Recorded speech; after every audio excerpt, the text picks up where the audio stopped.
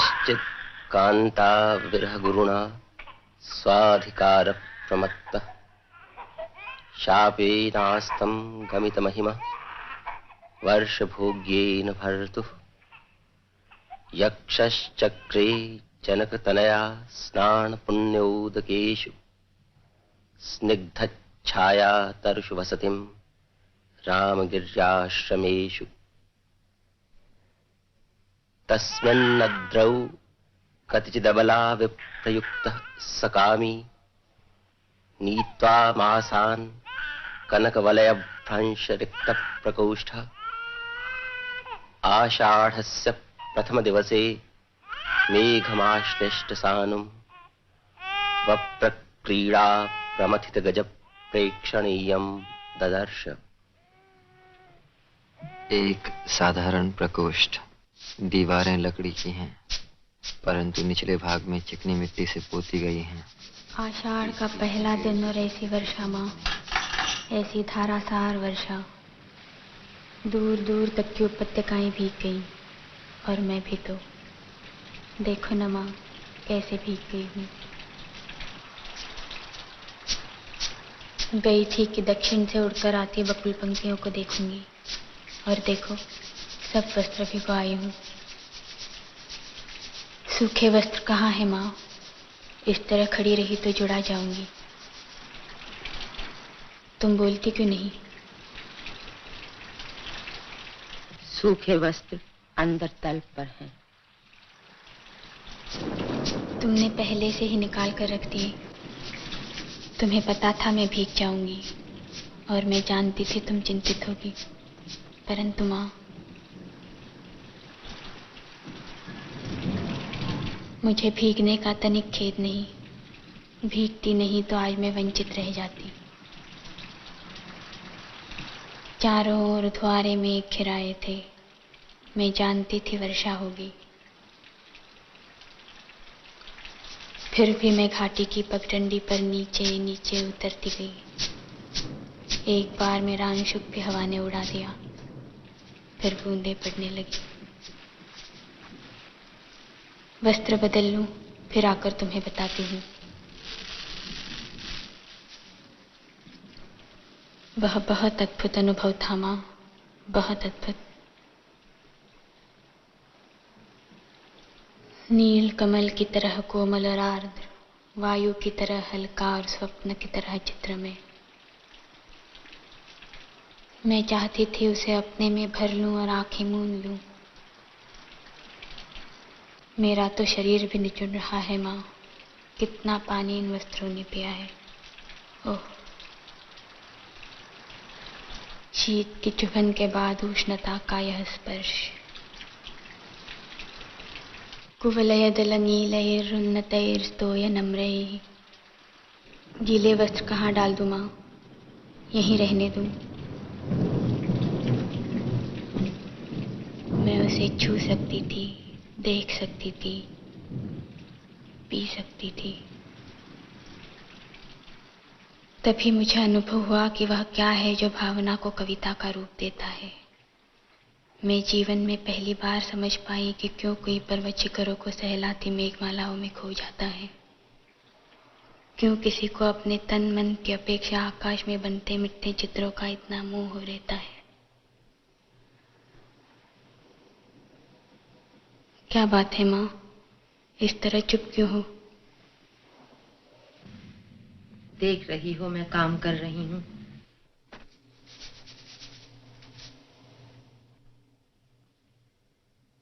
कभी तो मेरी भर्त्सना करती हो कि मैं घर में रहकर तुम्हारे सब कामों में बाधा डालती हूँ, और कभी कहती हो, मुझे बताओ तुम इतनी गंभीर क्यों हो? दूध औटा दिया है, शर्करा मिला लो और पी लो। नहीं, पहले तुम बताओ।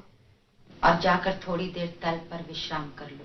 मुझे अभी नहीं माँ, मुझे विश्राम नहीं करना है। थकी कहाँ हूँ जो विश्राम करूँ।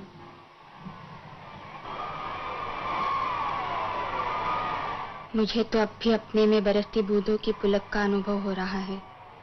रोम अभी तक सीज रहे हैं। तुम बताती क्यों नहीं? ऐसे करोगी तो मैं तुमसे बात नहीं करूंगी।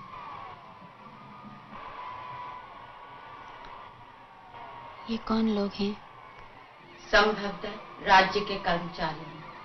ये यहाँ क्या कर रहे हैं? जाने क्या कर रहे हैं। कभी वर्षों में ये आकृतियां यहाँ दिखाई देती हैं, और जब भी दिखाई देती हैं कोई ना कोई अनिष्ट होता है। कभी युद्ध की सूचना आती है, कभी महामारी की। पिछली महामारी में जब तुम्हारे पिता की मृत्यु हुई, तब भी मैंने ये आकृतियां यहाँ देखी थी। परंतु आज ये लोग यहाँ किस लिए आए हैं? माँ, तुमने बात नहीं बताई। अग्निमित्र आज लौट आया है। लौट आया है? कहाँ से? जहाँ मैंने उसे भेजा था। तुमने भेजा था, किंतु मैंने तुमसे कहा था अग्निमित्र को कहीं भेजने की आवश्यकता नहीं। तुम जानती हो मैं विवाह नहीं करना चाहती, फिर उसके लिए प्रयत्न क्यों करती हो?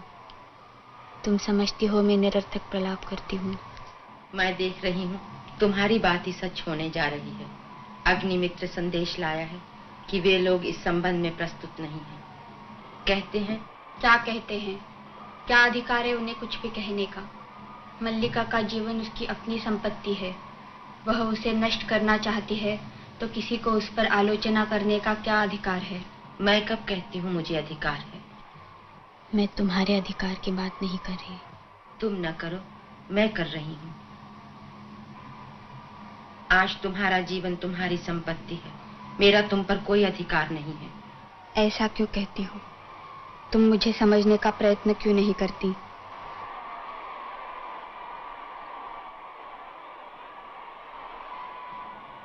मैं जानती हूँ तुम पर आज अपना अधिकार भी नहीं है, किंतु इतना बड़ा अपवाद मुझसे नहीं सहा जाता है। जानती हूँ माँ, अपवाद होता है। तुम्हारे दुख को भी जानती हूँ, फिर भी मुझे अपराध का अनुभव नहीं होता। मैंने भावना में एक भावना का वर्ण किया है। मेरे लिए वो संबंध और सब संबंधों से बड़ा है। मैं वास्तव में अपनी भावना से ही प्रेम करती हूँ, जो पवित्र है, कोमल है, अनश्वर है। और मुझे ऐसी भावना से भी तृष्णा होती है, पवित्र, कोमल, अनश्वर। सच तो यह है माँ कि ग्राम के अन्य व्यक्तियों की तरह तुम भी उन्हें संदेह और वितृष्णा की दृष्टि से देखती हो। ग्राम के अन्य लोग उसे उतना नहीं जानते जितना मैं जानती हूँ। मैं उससे घृणा करती हूँ। माँ, अन्य लोगों को उससे क्या प्रयोजन है, परंतु मुझे है। उसके प्रभाव से मेरा घर नष्ट हो रहा है। ठहरो माँ, तुम चल क्यों दी? माँ का जीवन भावना नहीं, कर्म है। उसे घर में बहुत कुछ करना है। यह आहत हरिण शावक, यहाँ ऐसा कौन व्यक्ति है जिसने इसे आहत किया? क्या दक्षिण की तरह यहाँ भी? आज ग्राम प्रदेश में कई नई आकृतियां देख रहा हूं। राज्य के कुछ कर्मचारी आए हैं। हम सोएंगे। हाँ, हम थोड़ी देर सो लेंगे तो हमारी पीड़ा दूर हो जाएगी, परंतु उससे पहले हमें थोड़ा दूध पी लेना है। मल्लिका, थोड़ा दूध हो तो किसी भाजन में ले आओ। माँ ने दूध औटा कर रखा है, देखती हूँ। अभी अभी 2-3 राज कर्मचारियों को हमने घोड़ों पर जाते देखा है। माँ कहती हैं कि जब भी ये लोग आते हैं कोई न कोई अनिष्ट होता है। वर्षा के रोमांच के बाद मुझे यह सब बहुत विचित्र लगा।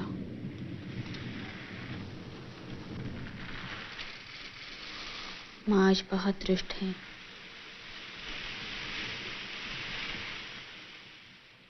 हम पहले से सुखी हैं। हमारी पीड़ा धीरे धीरे दूर हो रही है। हम स्वस्थ हो रहे हैं। न जाने इसके रोई जैसे कोमल शरीर पर उससे बाण छोड़ते बना कैसे। यह कुलांच भरता मेरी गोदी में आ गया। मैंने कहा, तुझे वहां ले चलता हूं जहां तुझे अपनी माँ की सी आंखें और उसका सा ही स्नेह मिलेगा। सच, माँ आज बहुत रुष्ट हैं। माँ को अनुमान हो गया होगा कि वर्षा के समय में तुम्हारे साथ थी, अन्यथा इस तरह भीग कर न आती। माँ को अपवाद की बहुत चिंता रहती है। दूध मुझे दे दो और इसे बाहों में ले लो।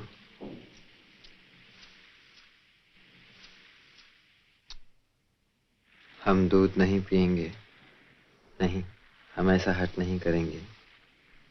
हम दूध अवश्य पिएंगे, ऐसे ऐसे। दूध पिलाकर इसके कोमल मांस को और कोमल कर लेना चाहते हो?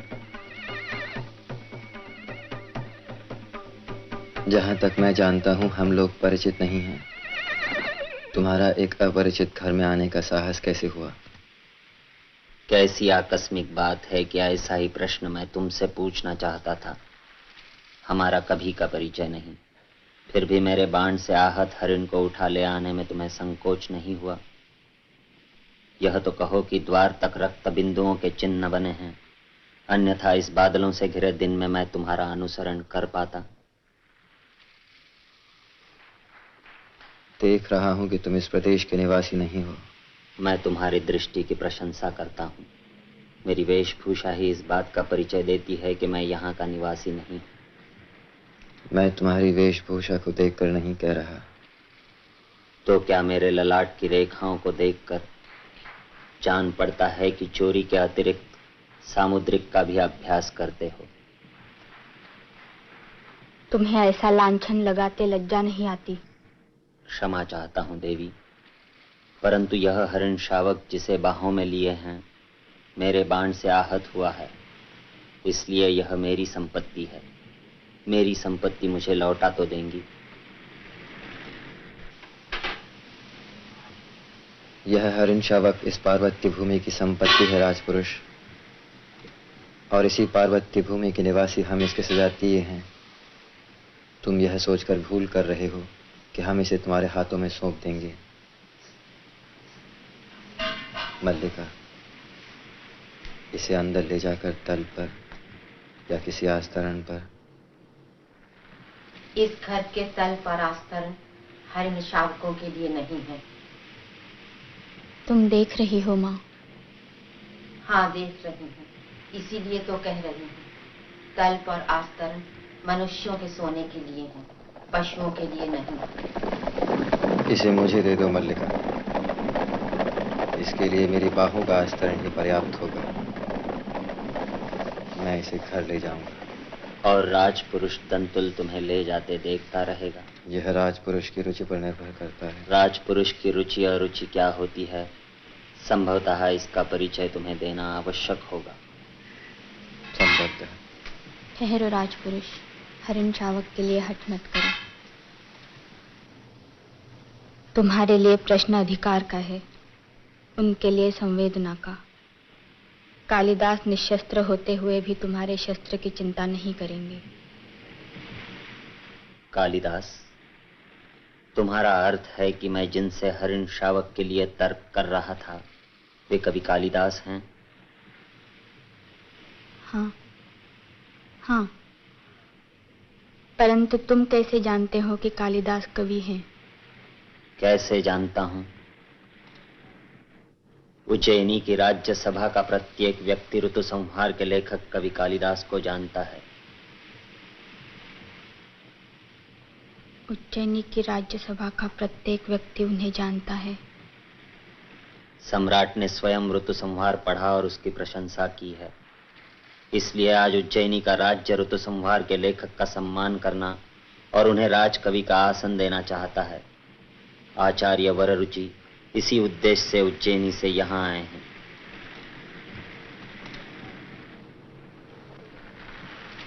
उज्जैनी का राज्य उन्हें सम्मान देना चाहता है, राजकवि का आसन। मुझे खेद है, मैंने उनके साथ अशिष्टता का व्यवहार किया। मुझे जाकर उनसे क्षमा मांगनी चाहिए।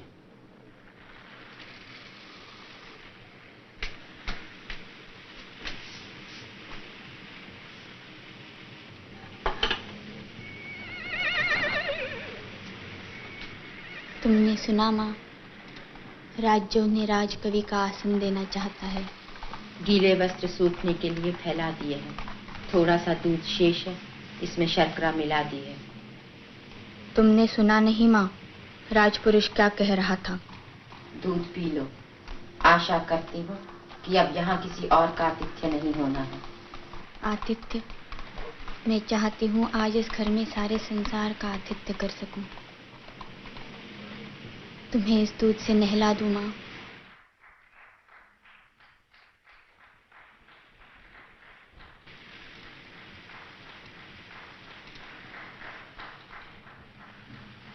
अब उठ जाने दो, मुझे बहुत काम करना है।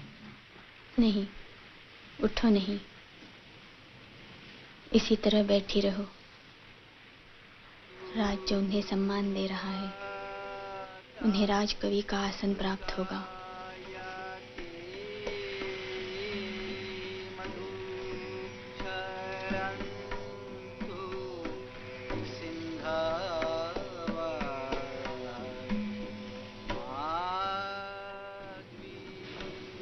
मैं कह चुकी हूँ, मेरी सोचने समझने की शक्ति जड़ हो चुकी। क्यों माँ, क्यों तुम्हें इतना पूर्वाग्रह है? क्यों तुम उनके संबंध में उदारता पूर्वक नहीं सोच सकती? मेरी वह अवस्था बीत चुकी है जब यथार्थ से आंखें मूंद कर जिया जाता है। और तुम्हारी यथार्थ दृष्टि केवल दोष ही दोष देखती है। जहाँ दोष है वहाँ अवश्य वह दोष देखती है। उनमें तुम्हें क्या दोष दिखाई देता है? वह व्यक्ति आत्मसीमित है। संसार में अपने सिवा उसे और किसी से मोह नहीं है। इसलिए कि वे मातुल के गौवे न हाँककर बादलों में खो रहते हैं। मुझे मातुल से और उसके गौओं से प्रयोजन नहीं है। मैं केवल अपने घर को देखकर कहती हूँ।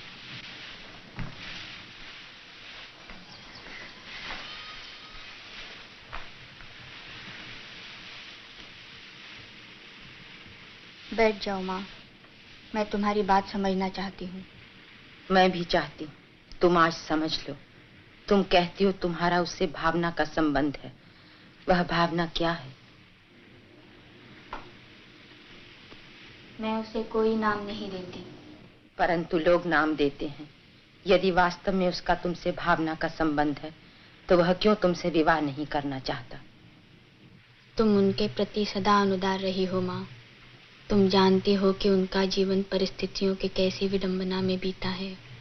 मातुल के घर में उनकी क्या दशा रही है। उस साधनहीन और अभावग्रस्त जीवन में विवाह की कल्पना ही कैसे की जा सकती थी। और अब जबकि उसका जीवन साधनहीन और अभावग्रस्त नहीं रहेगा, किसी संबंध से बचने के लिए अभाव जितना बड़ा कारण होता है, अभाव की पूर्ति उससे बड़ा कारण बन जाती है।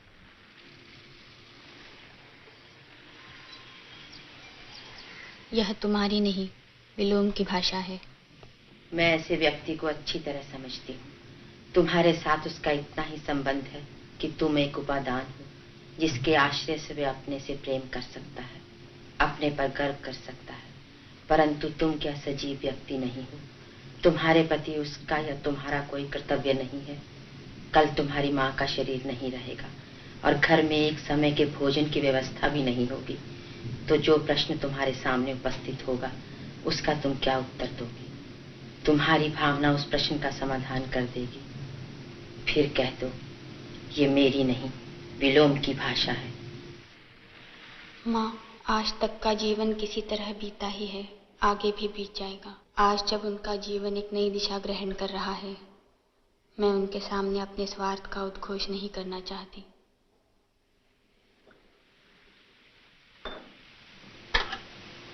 अंबिका, मैं आज सारे ग्राम में घोषणा करने जा रहा हूं कि मेरा इस कालिदास नामधारी जीव से कोई संबंध नहीं। क्या हुआ है आर्य मातुल? मैंने इसे पाला पोसा बड़ा किया, क्या इस दिन के लिए कि ये इस तरह कुलद्रोही बने? परंतु उन्हें तो सुना है राज्य की ओर से सम्मानित किया जा रहा है। उज्जैनी से कोई आचार्य आए हैं। यही तो कह रहा हूँ, उज्जैनी से बहुत बड़े आचार्य आए। परंतु आप तो कह रहे हैं। मैं ठीक कह रहा हूँ। आचार्य कल ही से अपने साथ उज्जैनी ले जाना चाहते हैं। किंतु 2 रथ 2 रथवा और 4 अश्वारोही उनके साथ है। मैं तुमसे नहीं कहता था अंबिका, हमारे प्रपितामह के एक दौहित्र का पुत्र गुप्तराज की ओर से शकों से युद्ध कर चुका है। तुम अपने भागिनी की बात कर रहे थे। उसी की बात कर रहा हूं अंबिका। तुम समझो कि एक तरह से राज्य की ओर से हमारे वंश का सम्मान किया जा रहा है, और ये वंशावसंत कहते हैं मुझे सम्मान नहीं चाहिए। मैं राजकीय मुद्राओं से कृत होने के लिए नहीं हूं। वे राजकीय सम्मान को स्वीकार नहीं करना चाहते। मेरी समझ में नहीं आता, इसमें क्रय विक्रय की क्या बात है? सम्मान मिलता है, ग्रहण करो। नहीं, कविता का मूल्य ही क्या है? कविता का कुछ मूल्य है आर्यमातुल, तभी तो सम्मान का भी मूल्य है। मैं समझ सकती हूँ कि उनके हृदय में यह सम्मान कहाँ छुपता है। मैं तुम्हें विश्वास दिलाती हूँ मातुल कि वह उज्जैनी अवश्य जाएगा। अवश्य जाएगा। वे लोग उसके अनुचर हैं जो अभी स्तुति करके इसे ले जाएंगे। सम्मान प्राप्त होने पर सम्मान के प्रति प्रकट की गई उदासीनता व्यक्ति के महत्व को बढ़ा देती है। तुम्हें प्रसन्न होना चाहिए कि तुम्हारा भागिने लोकनीति में भी निष्णात है। यह लोकनीति है तो मैं कहूंगा लोकनीति और मूर्ख नीति दोनों का एक ही अर्थ है। जो व्यक्ति कुछ देता है, धन हो या सम्मान हो, वह अपना मन बदल भी सकता है, और मन बदल गया तो बदल गया। तुम सोचो, सम्राट रुष्ट भी तो हो सकते हैं कि एक साधारण कवि ने उनका सम्मान स्वीकार नहीं किया।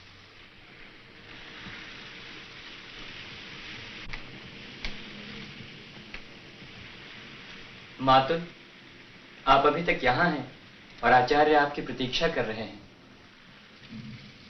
और तुम यहाँ क्या कर रहे हो? मैंने तुमसे नहीं कहा था जब तक मैं लौट कर ना आऊं तुम आचार्य के पास रहना? परंतु यह भी तो कहा था कि आचार्य विश्राम कर चुके तो तुरंत आपको सूचना दे दूं।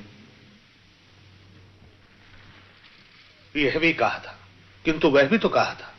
यह कहा तुम्हारी समझ में आ गया, वह नहीं आया। किंतु मातुल। किंतु मातुल क्या?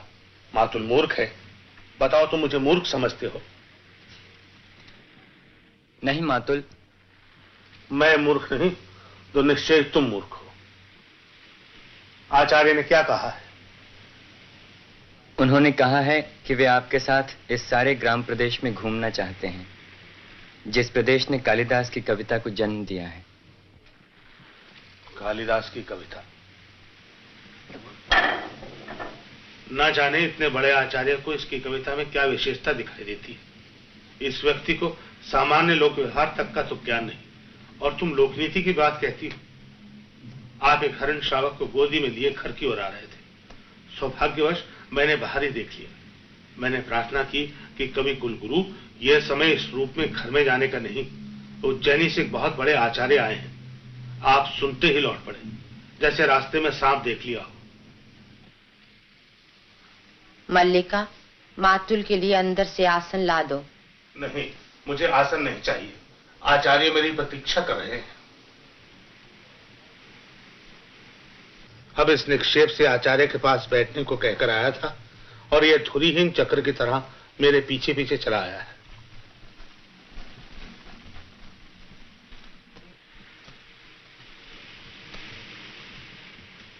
किंतु मातुल, मैं तो समाचार देने आया था कि। और मैं समाचार देने के लिए तुम्हें धन्यवाद कहता हूं। बहुत अच्छा किया। अभ्यागत वहां बैठे हैं, आप समाचार देने यहां चले आए। अब इतना कीजिए कि वे कवि कुल शिरोमणि जहां भी हों उन्हें ढूंढ कर ले आइए।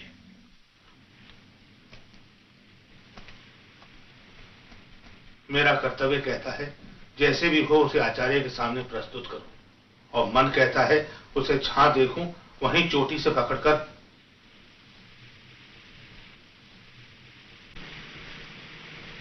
मातुल का तीसरा नेत्र हर समय खुला रहता है। परंतु कालिदास इस समय है कहाँ? कालिदास इस समय जगदम्बा के मंदिर में है। आपने उन्हें देखा है? देखा है।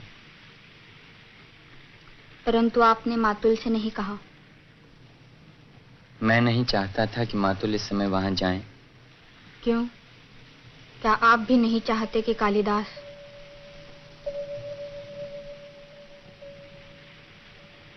मैं चाहता हूं कि कालिदास उज्जैनी अवश्य जाएं।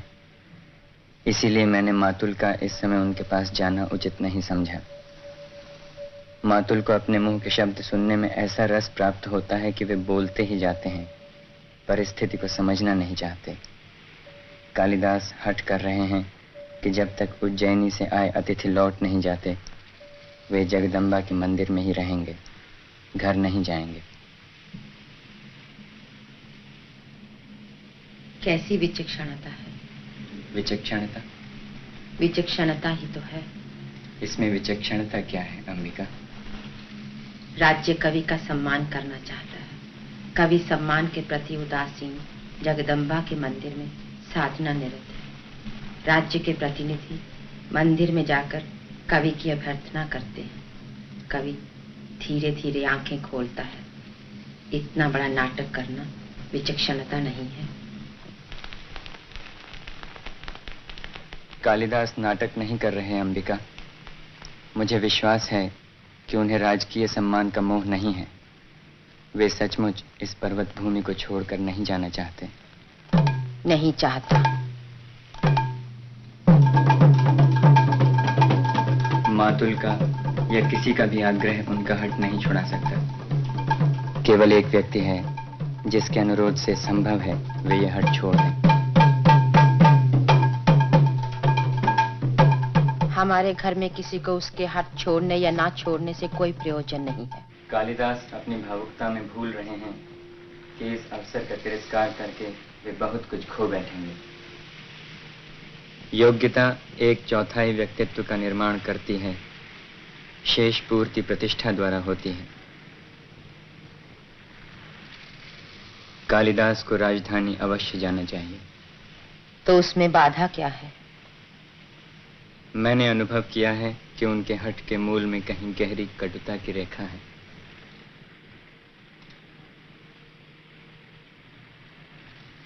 मैं जानती हूँ वह रेखा कहाँ है। कुछ समय पहले एक राजपुरुष से उनका साक्षात्कार हो चुका है। उस कटुता को केवल तुम ही दूर कर सकती हो मल्लिका। अवसर किसी की प्रतीक्षा नहीं करता। कालिदास यहाँ से नहीं जाते हैं तो राज्य की कोई क्षति नहीं होगी। राजकवि का आसन रिक्त नहीं रहेगा।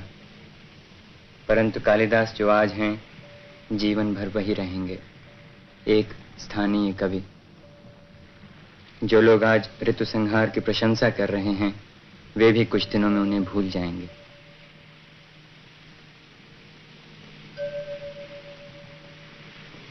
नहीं, उन्हें इस सम्मान का तिरस्कार नहीं करना चाहिए। यह सम्मान उनके व्यक्तित्व का है।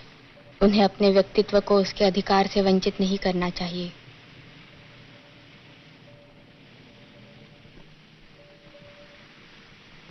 चलिए, मैं आपके साथ जगदम्बा के मंदिर में चलती हूँ। मल्लिका। माँ। मुझे एक बाहर के व्यक्ति के सामने कहना होगा कि मैं इस समय तुम्हारे वहां जाने के पक्ष में नहीं हूँ। निक्षेप बाहर का व्यक्ति नहीं है अंबिका। यह एक महत्वपूर्ण क्षण है माँ। मुझे इस समय अवश्य जाना चाहिए। आइए आर्य निक्षेप। क्षमा चाहता हूँ अंबिका।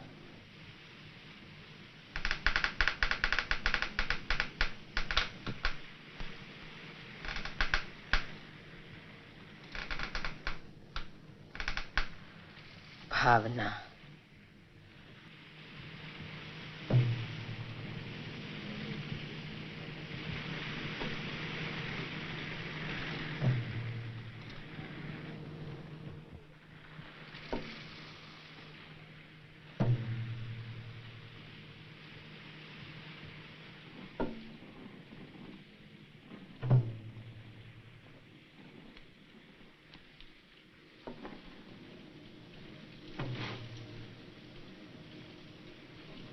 घिरे हुए मेघों ने आज असमय अंधकार कर दिया है अंबिका। या तुम्हें समय का परिज्ञान नहीं रहा? आश्चर्य है, तुमने दीपक नहीं जलाया। विलोम, तुम यहाँ क्यों आए हो? दीपक जला दूं? विलोम का आना ऐसे आश्चर्य का विषय नहीं है। चले जाओ विलोम। तुम जानते हो तुम्हारा यहाँ आना मल्लिका को सह्य नहीं है। जानता हूं अंबिका, मल्लिका बहुत भोली है। वह लोग और जीवन के संबंध में कुछ नहीं जानती। वह नहीं चाहती कि मैं इस घर में आऊं, क्योंकि कालिदास नहीं चाहता।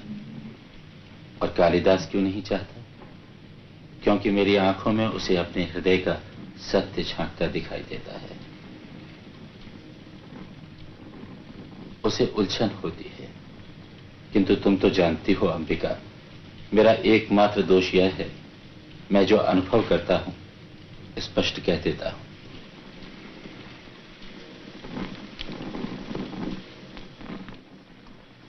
मैं इस समय तुम्हारे दोष अदोष का विवेचन नहीं करना चाहती।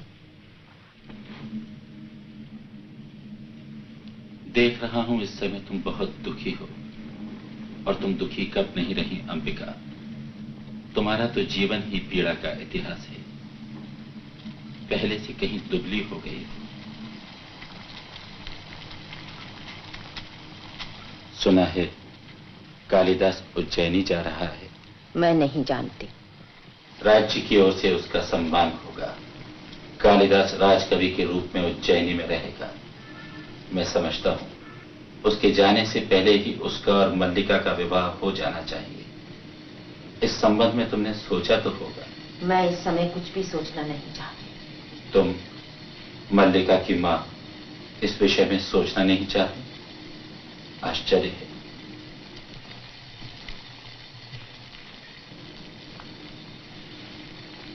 मैंने तुमसे कहा है विलोम, तुम चले जाओ। कालिदास उज्जैनी चला जाएगा, और मल्लिका, जिसका नाम उसके कारण सारे प्रांतर में अपवाद का विषय बना है, पीछे यहां पड़ी रहेगी। क्यों अंबिका, क्यों? तुमने इतने वर्ष सारी पीड़ा क्या इसी दिन के लिए सही है? दूर से देखने वाला ही जान सकता है इन वर्षों में तुम्हारे साथ क्या क्या बीता है। समय ने तुम्हारे मन, शरीर और आत्मा की इकाई को तोड़ कर रख दिया है। तुमने तिल तिल करके अपने को गलाया है कि मल्लिका को किसी अभाव का अनुभव ना हो। और आज जबकि उसके लिए जीवन भर के अभाव का प्रश्न सामने है, तुम कुछ सोचना नहीं चाहती।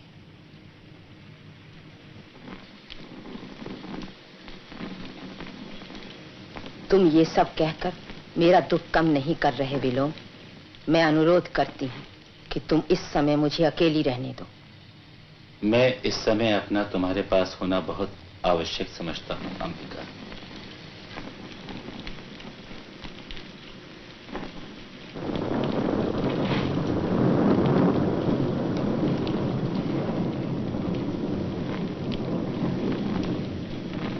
मैं ये सब बातें तुमसे नहीं, उससे कहने के लिए आया हूँ। आशा कर रहा हूँ वो मल्लिका के साथ अभी यहाँ आएगा। मैंने मल्लिका को जगदम्बा के मंदिर की ओर जाते देखा है। मैं यहीं उसकी प्रतीक्षा करना चाहता हूँ। अधिक प्रतीक्षा नहीं करनी पड़ेगी विलोम।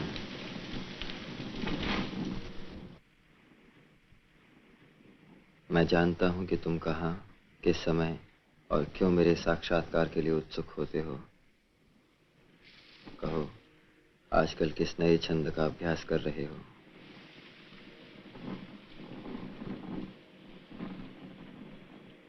आज निसंदेह तुम छंदों के अभ्यास पर गर्व कर सकते हो।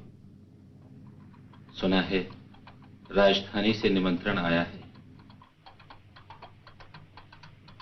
सुना मैंने भी है। तुम्हें दुख हुआ? दुख? हाँ हाँ, बहुत। एक मित्र के बिछोड़ने का किसे दुख नहीं होता। कल ब्रह्म मुहूर्त में ही चले जाओगे? यह मैं नहीं जानता। मैं जानता हूं। आचार्य कल ब्रह्म मुहूर्त में ही लौट जाना चाहते हैं। राजधानी के वैभव में जाकर ग्राम प्रांतर को भूल तो नहीं जाओगे? सुना है वहां जाकर व्यक्ति बहुत व्यस्त हो जाता है। वहां के जीवन में कई तरह के आकर्षण हैं। रंगशालाएं, मदिरालय और तरह तरह की विलास भूमियां।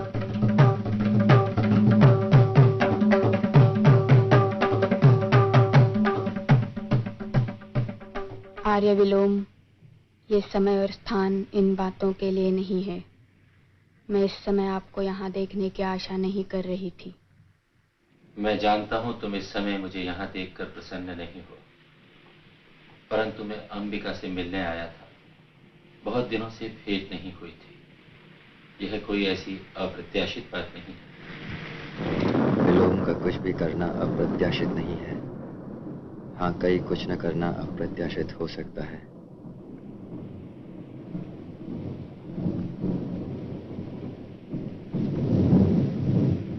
यह वास्तव में प्रसन्नता का विषय है कालिदास, कि हम दोनों एक दूसरे को इतनी अच्छी तरह समझते हैं।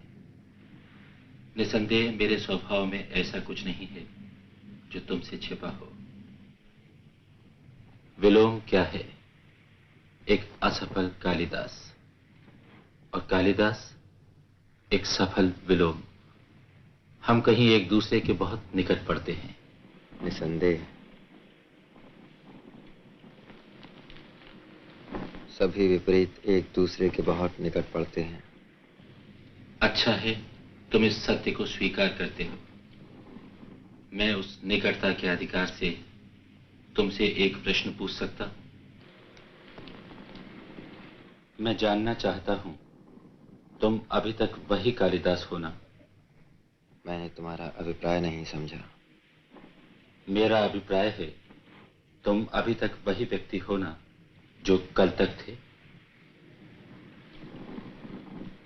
आर्य विलोम, मैं इस प्रकार की अनर्गलता क्षम्य नहीं समझती। अनर्गलता? इसमें अनर्गलता क्या है? मैं बहुत सार्थक प्रश्न पूछ रहा हूं। क्यों कालिदास, मेरा प्रश्न सार्थक नहीं है? क्यों अंबिका? मैं इस संबंध में कुछ नहीं जानती और न ही जानना चाहती हूँ। ठहरो अंबिका। आज तक ग्राम प्रांतर में कालिदास के साथ मल्लिका के संबंध को लेकर बहुत कुछ कहा जाता रहा है। आर्य विलोम, आप उसे दृष्टि में रखते हुए क्या यह उचित नहीं कि कालिदास यह स्पष्ट बता दे कि उसे उज्जैनी अकेले ही जाना है या? कालिदास आपके किसी भी प्रश्न का उत्तर देने के लिए बाध्य नहीं है। मैं कब कहता हूं कि बाध्य है? परंतु संभव है कालिदास का अंतःकरण उसे उत्तर देने के लिए बाध्य करे। क्यों कालिदास? मैं तुम्हारी प्रशंसा करने के लिए अवश्य बाध्य हूं।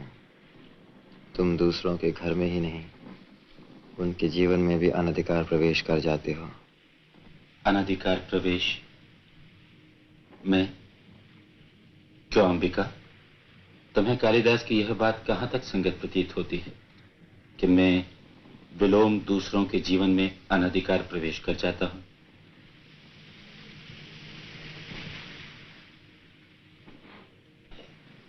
चलो ग्राम प्रांतर में चलकर किसी से भी पूछ लें, तो तुम अपने अंतःकरण से भी मेरे प्रश्न का उत्तर देने के लिए बाध्य नहीं हो। संभवतः प्रश्न ही ऐसा है। तुम कुछ भी अनुमान लगाने के लिए स्वतंत्र हो। मैं इतना ही जानता हूं कि मुझे ग्राम प्रांतर छोड़कर उज्जैनी जाने का तनिक भी मोह नहीं है। निसंदेह तुम्हें ऐसा मोह क्यों होगा? साधारण व्यक्ति को हो सकता है, तुम्हें क्यों होगा? परंतु मैं केवल इतना जानना चाहता था कि यदि ऐसा हो, क्षण भर के लिए स्वीकार कर लिया जाए कि तुम जाने का निश्चय कर लो, तो उस स्थिति में क्या यह उचित नहीं कि? आर्य विलोम, आप अपनी सीमा से आगे जाकर बात कर रहे हैं। मैं बच्ची नहीं हूं, अपना भला बुरा सब समझती हूं। आप संभवतः यह अनुभव नहीं कर रहे कि आप यहाँ इस समय एक अनचाहे अतिथि के रूप में उपस्थित हैं। यह अनुभव करने की मैंने आवश्यकता नहीं समझी। तुम मुझसे घृणा करती हो, मैं जानता हूं, परंतु मैं तुमसे घृणा नहीं करता। मेरे यहां होने के लिए इतना ही पर्याप्त है। और एक बात कालिदास से भी करना चाहता था। तुम कालिदास के बहुत निकट हो, परंतु मैं कालिदास को तुमसे अधिक जानता हूं। तुम्हारी यात्रा शुभ हो कालिदास। तुम जानते हो विलोम तुम्हारा भी हित चिंतक है। मुझसे अधिक कौन जान सकता है? अनचाहा अतिथि संभवतः फिर भी कभी आ पहुंचे, तब तक के लिए भी क्षमा चाहते हुए।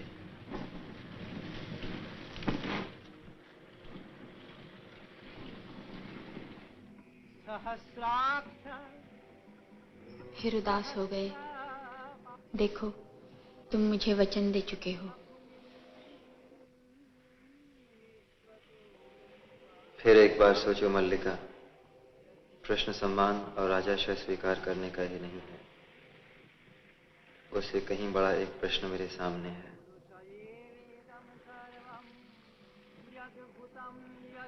और वह प्रश्न मैं हूं ना? यहाँ बैठो। तुम मुझे जानते हो ना? तुम समझते हो कि तुम इस अवसर को ठुकरा कर यहाँ रह जाओगे तो मुझे सुख होगा।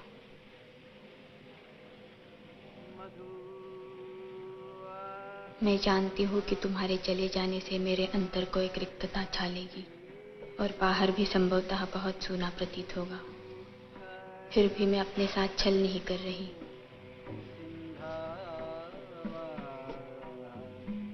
मैं हृदय से कहती हूँ कि तुम्हें जाना चाहिए। चाहता हूँ कि तुम इस समय अपनी आंखें देख सकती। मेरी आंखें इसलिए गीली है कि तुम मेरी बात नहीं समझ रहे। तुम यहाँ से जाकर भी मुझसे दूर हो सकते हो।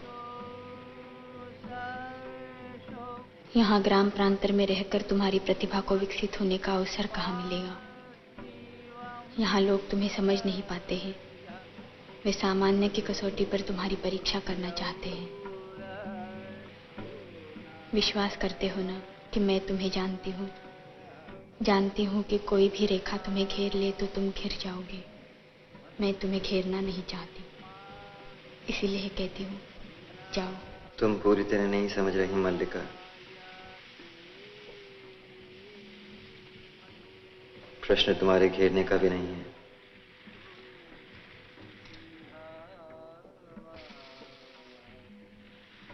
मैं अनुभव करता हूं कि यह ग्राम प्रांत मेरी वास्तविक भूमि है। मैं कई सूत्रों से इस भूमि से जुड़ा हूं। उन सूत्रों में तुम हो। यह आकाश और ये मेघ हैं। यहाँ की हरितिमा है। हरिणों के बच्चे हैं। पशुपाल हैं। यहाँ से जाकर मैं अपनी भूमि से उखड़ जाऊंगा। यह क्यों नहीं सोचते हो कि नई भूमि तुम्हें यहाँ से अधिक संपन्न और उर्वरा मिलेगी। इस भूमि से तुम जो कुछ ग्रहण कर सकते थे कर चुके हो। तुम्हें आज नई भूमि की आवश्यकता है जो तुम्हारे व्यक्तित्व को अधिक पूर्ण बना दे। नई भूमि सुखा भी तो दे सकती है। कोई भूमि ऐसी नहीं जिसके अंतर में कहीं कोमलता न हो। तुम्हारी प्रतिभा उस कोमलता का स्पर्श अवश्य पालेगी। विश्वास करो, तुम यहाँ से जाकर भी यहाँ से विच्छिन्न नहीं होगे। यहाँ की वायु, यहाँ के मेघ, यहाँ के हरिण, इन सबको तुम साथ ले जाओगे।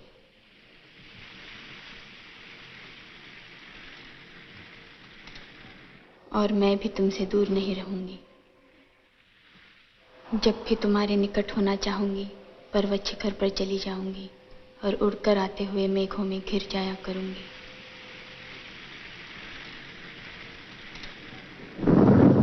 संभवतः फिर वर्षा होगी।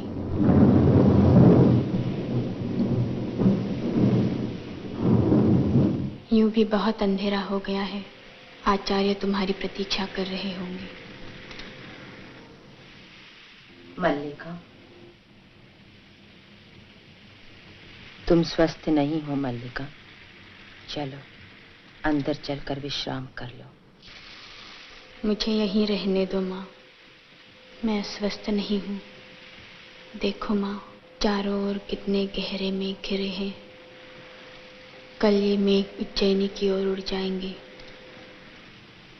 रो नहीं मल्लिका, मैं रो नहीं रही हूँ माँ। मेरी आंखों से जो बरस रहा है यह दुख नहीं है, यह सुख है माँ। कुछ वर्षों के अनंतर प्रकोष्ठ की अवस्था में पहले से कहीं अंतर आ गया है। लिपाई। अब कैसा है अंबिका का स्वास्थ्य? वैसे ही ज्वर आता है अभी। पहले से कुछ भी अंतर नहीं पड़ा? लगता तो नहीं।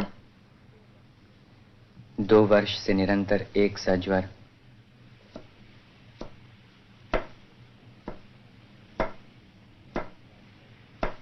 वास्तव में अंबिका बहुत चिंता करती हैं। औषध भी ठीक से नहीं खाती। तुम्हारा स्वास्थ्य कैसा है? ठीक है।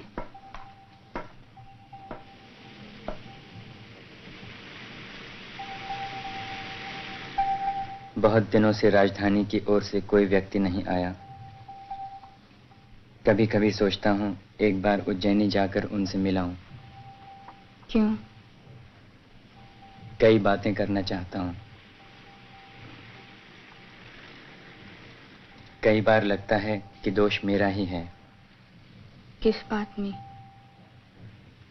बात तुम जानती हो। मैंने आशा नहीं की थी कि उज्जैनी जाकर कालिदास इस तरह वहां के हो जाएंगे। और मुझे प्रसन्नता है कि वे वहां रहकर इतने व्यस्त हैं।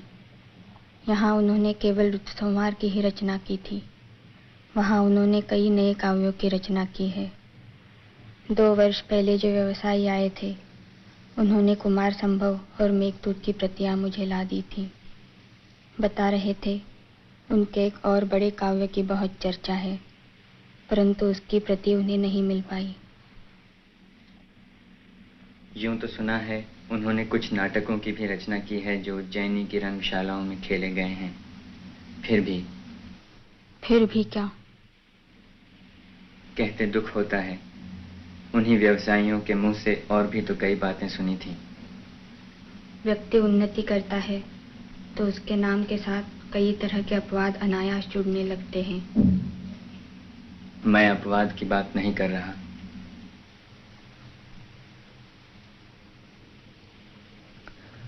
सुना यह भी तो था ना कि गुप्त वंश की राजदुहिता से उनका विवाह हो गया है। तो इसमें बुरा क्या है? एक तरह से देखें तो बुरा नहीं भी है, परंतु यहाँ रहते उनका जो आग्रह था कि जीवन भर विवाह नहीं करेंगे, उस आग्रह का क्या हुआ? उन्होंने यह नहीं सोचा कि उनके इसी आग्रह की रक्षा के लिए तुमने। उनके प्रसंग में मेरी बात कहीं नहीं आती।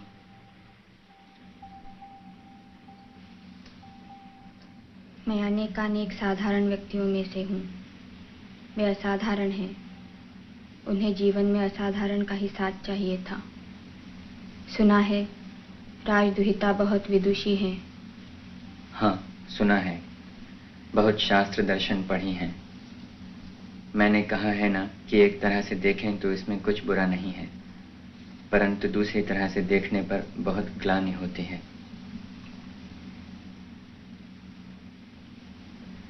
इसके विपरीत मुझे अपने से ग्लानि होती है कि यह ऐसी मैं उनकी प्रगति में बाधा भी बन सकती थी।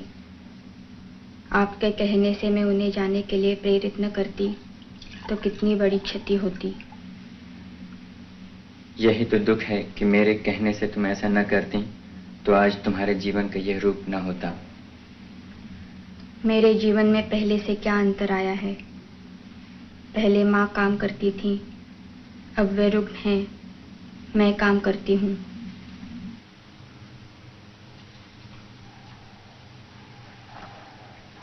बाहर से तो इतना ही अंतर है। केवल इतना ही अंतर है।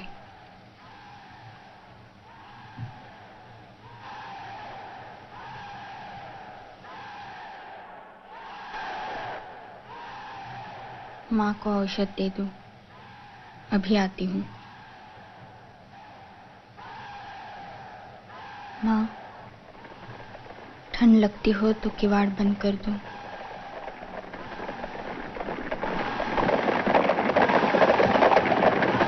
लगता है आज फिर कुछ लोग बाहर से आए हैं। कौन लोग? संभवतः राज्य के कर्मचारी हैं। 2 वैसी ही आकृतियां मैंने देखी हैं जैसी तब देखी थी जब आचार्य कालिदास को लेने आए थे। वैसी आकृतियां?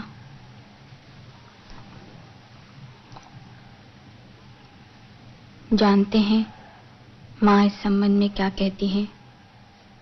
कहती है कि जब भी आकृतियां दिखाई देती हैं कोई न कोई अनिष्ट होता है, कभी युद्ध, कभी महामारी। परंतु पिछली बार तो ऐसा कुछ नहीं हुआ।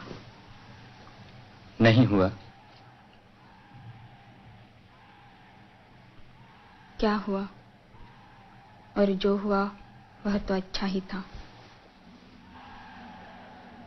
हवा में आजकल इतनी नमी रहती है कि वस्त्र घंटों तक नहीं सूखते।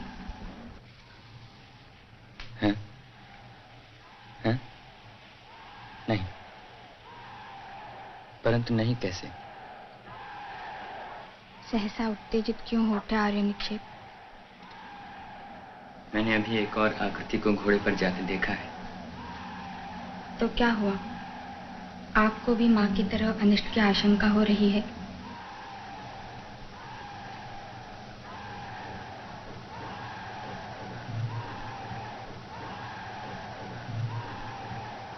वह एक बहुत परिचित आकृति है मल्लिका। परिचित आकृति? मुझे विश्वास है वे स्वयं कालिदास हैं। कालिदास?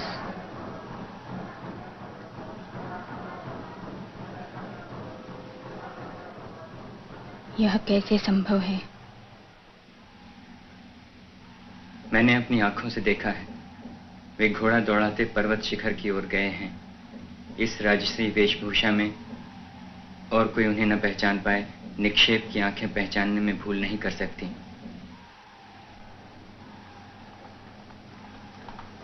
मैं अभी जाकर देखता हूं। राज्य कर्मचारी भी अवश्य उन्हीं के साथ आए होंगे।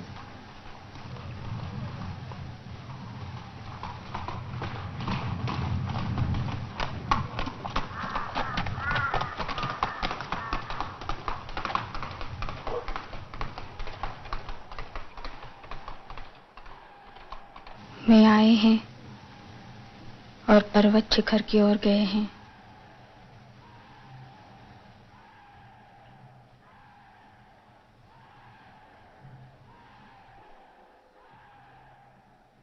आज वर्षों के अनंतर तुम लौट कर आए हो।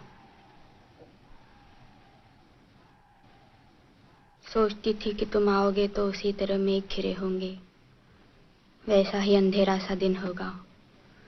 वैसे ही एक बार मैं वर्षा में भीगूंगी और तुमसे कहूंगी कि देखो मैंने तुम्हारी सब रचनाएं पढ़ी हैं।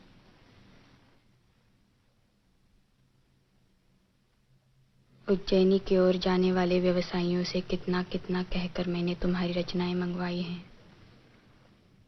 सोचती थी तुम्हें मेघदूत की पंक्तियां गा गा कर सुनाऊंगी। पर्वत शिखर से घंटा ध्वनियां गूंज उठेंगी और मैं अपनी यह भेंट तुम्हारे हाथों में रख दूंगी। कहूंगी कि देखो यह तुम्हारी नई रचना के लिए है। ये कोरे पृष्ठ मैंने अपने हाथों से बनाकर सिए हैं।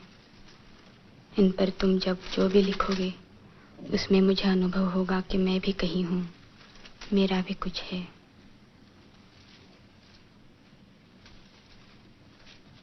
परंतु आज तुम आए हो तो सारा वातावरण ही और है, और नहीं सोच पा रही कि तुम भी वही हो या।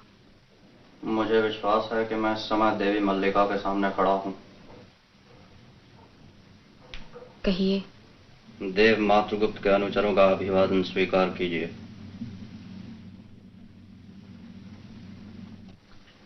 देव मातृगुप्त कौन है? ऋतु संहार कुमार संभव मेघदूत एवं रघुवंश के प्रणेता कविंद्र, राजनीति निष्णात आचार्य तथा काश्मीर के भावी शासक। देव मातृगुप्त की राजमहिषी गुप्त वंश दुहिता परम विदुषी देवी प्रियंग मंजरी आपके साक्षात्कार के लिए उत्सुक हैं और शीघ्र ही यहाँ आया चाहती हैं। हम उनके अनुसार आपको इसकी पूर्व सूचना देने के लिए उपस्थित हैं। ऋतुसंहार और मेघदूत आदि के प्रणेता तो कालिदास हैं, और आप कह रहे हैं कि वे गुप्त राज्य की ओर से कश्मीर का शासन संभालने जा रहे हैं। मातृगुप्त उन्हीं का नया नाम है। वे कश्मीर का शासन संभालने जा रहे हैं और उनकी राजमहिषी मुझसे मिलने के लिए आ रही हैं। मुझे विश्वास है कि इस गौरवपूर्ण अवसर पर आप अपने उपवेश गृह के वस्तु विन्यास में कुछ परिवर्तन आवश्यक समझेंगी। इसे आपका आदेश समझते हुए हम यह कार्य अभी अपने हाथों संपन्न किए देते हैं। आओ अनुनासिक।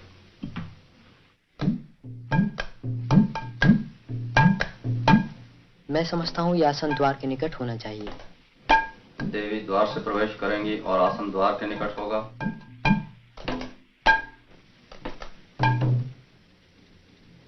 उस स्थिति में इसे इसकी वर्तमान स्थिति से 7 अंगुल दक्षिण की ओर हटा देना चाहिए। दक्षिण की ओर? मैं समझता हूँ इसकी स्थिति 5 अंगुल उत्तर की ओर होनी चाहिए। गवाक्ष से सूर्य की किरणें सीधी इस पर पड़ती हैं। मैं तुमसे सहमत नहीं हूँ। मैं तुमसे सहमत नहीं हूँ। तो विवादास्पद विषय होने से आसन को यहीं रहने दिया जाए। अच्छी बात है, इसे यहीं रहने दिया जाए। और ये कुंभ? मैं समझता हूँ एक कुंभ इस कोने में और दूसरा उस कोने में होना चाहिए। पर मैं समझता हूँ कि कुंभ यहाँ होने ही नहीं चाहिए। क्यों? क्यों का कोई उत्तर नहीं। मैं तुमसे सहमत नहीं हूँ। मैं तुमसे सहमत नहीं हूँ। तो कुंभों को भी यही रहने दिया जाए।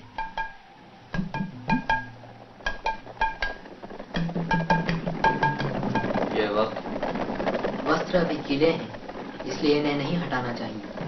क्यों? शास्त्रीय प्रमाण ऐसा है। कौन सा प्रमाण है? यह तो मुझे याद नहीं। यह याद है कि ऐसा प्रमाण है? हाँ। तो संदिग्ध विषय है। हाँ, तब तो अवश्य संदिग्ध विषय है। संदिग्ध विषय होने से वस्त्रों को भी यहीं रहने दिया जाए। अच्छी बात है, वस्त्रों को भी रहने दिया जाए। परंतु यह चूल्हा अवश्य यहाँ से हटा देना चाहिए। चूल्हा हटाने का अर्थ होगा आसपास की सब वस्तुओं को हटाया जाए। इसके लिए बहुत समय चाहिए। समय के अतिरिक्त बहुत धैर्य चाहिए। धैर्य के अतिरिक्त बहुत परिश्रम चाहिए। मैं समझता हूँ कि झूठे भाजनों को हाथ लगाना हमारी स्थिति के अनुकूल नहीं है। मैं भी यही समझता हूँ। तो इस बात में हम दोनों सहमत हैं कि चूल्हे को न हटाया जाए? मैं समझता हूँ हम दोनों सहमत हैं। और तो कुछ शेष नहीं? मेरे विचार में कुछ भी शेष नहीं।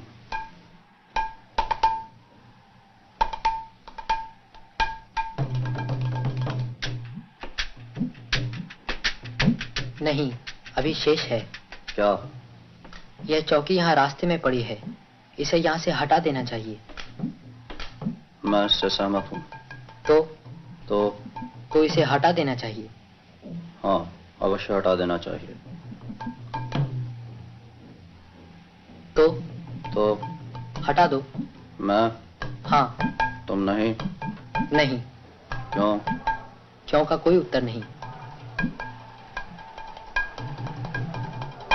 फिर भी? पहले मैंने तुमसे कहा है। परंतु चौकी देखी पहले तुमने है। तो हटा दो। तुम हटा दो।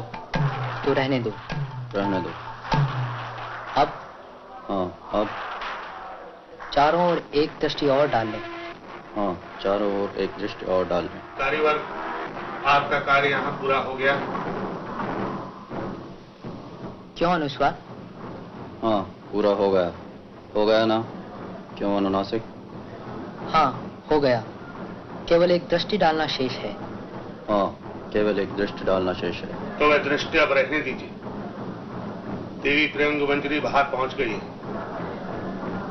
देवी बाहर पहुंच गई हैं? चलो अनुस्वार। चलो। वो इस सारे प्रदेश में सबसे सुशील, सबसे विनीत और सबसे फूली लड़की। आओ आओ मल्लिका, मैं देवी से तुम्हारी ही प्रशंसा कर रहा था। देवी जब से आई है तुम्हारे संबंध में पूछ रही है। तो यही है हमारी मल्लिका, इस प्रदेश की राजहंसनी। मल्लिका, देवी के लिए कौन सा आसन निश्चित किया गया है? आर्य मातुल, आप अब जाकर विश्राम करें। अनुचर मेरे लौटने तक बाहर प्रतीक्षा करेंगे। परंतु आपके लिए आसन? उसकी चिंता न करें, मुझे असुविधा नहीं होगी। असुविधा तो होगी।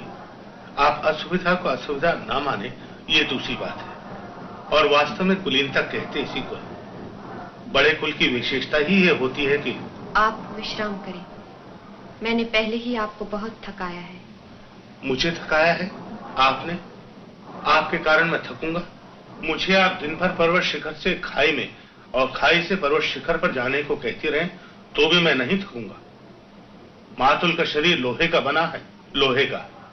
आत्मश्लाघा नहीं करता, परंतु हमारे वंश में केवल प्रतिभा ही नहीं, शरीर शक्ति भी बहुत है।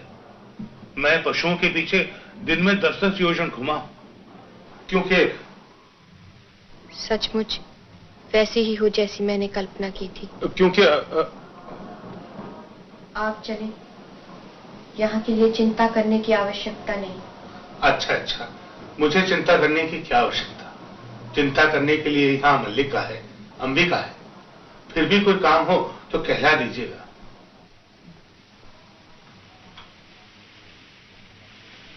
सचमुच बहुत सुंदर हो। जानती हो, अपरिचित होते हुए भी तुम मुझे अपरिचित नहीं लग रही। आप बैठ जाइए ना। नहीं, बैठना नहीं चाहती। उन्होंने बहुत बार इस घर की और तुम्हारी चर्चा की है। जिन दिनों मेघदूत लिख रहे थे, उन दिनों प्रायः यहाँ का स्मरण किया करते थे। आज इस भूमि का आकर्षण ही हमें यहाँ ले आया है, अन्यथा दूसरे मार्ग से जाने में हमें अधिक सुविधा थी।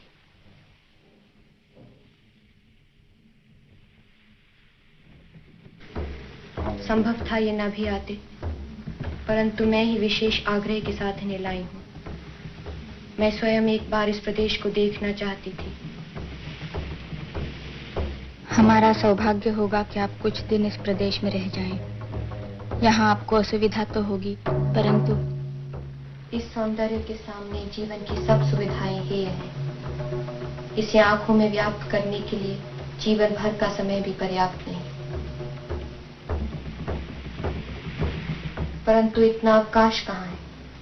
कश्मीर की राजनीति इतनी अस्थिर है कि हमारा एक एक दिन वहां से दूर रहना कई कई समस्याओं को जन्म दे सकता है। एक प्रदेश का शासन बहुत बड़ा उत्तरदायित्व है। हम पर तो और भी बड़ा उत्तरदायित्व है, क्योंकि कश्मीर की स्थिति इस समय बहुत संकटपूर्ण है। यूं वहां के सौंदर्य की ही इतनी चर्चा है, परंतु हमें उसे देखने का अवकाश कहाँ रहेगा?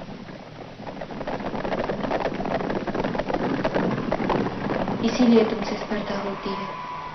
सौंदर्य का ये सहज उपभोग हमारे लिए केवल एक सपना है। बैठ जाओ, यहाँ मेरे पास बैठो। मैं दूसरा आसन ले लेती हूँ।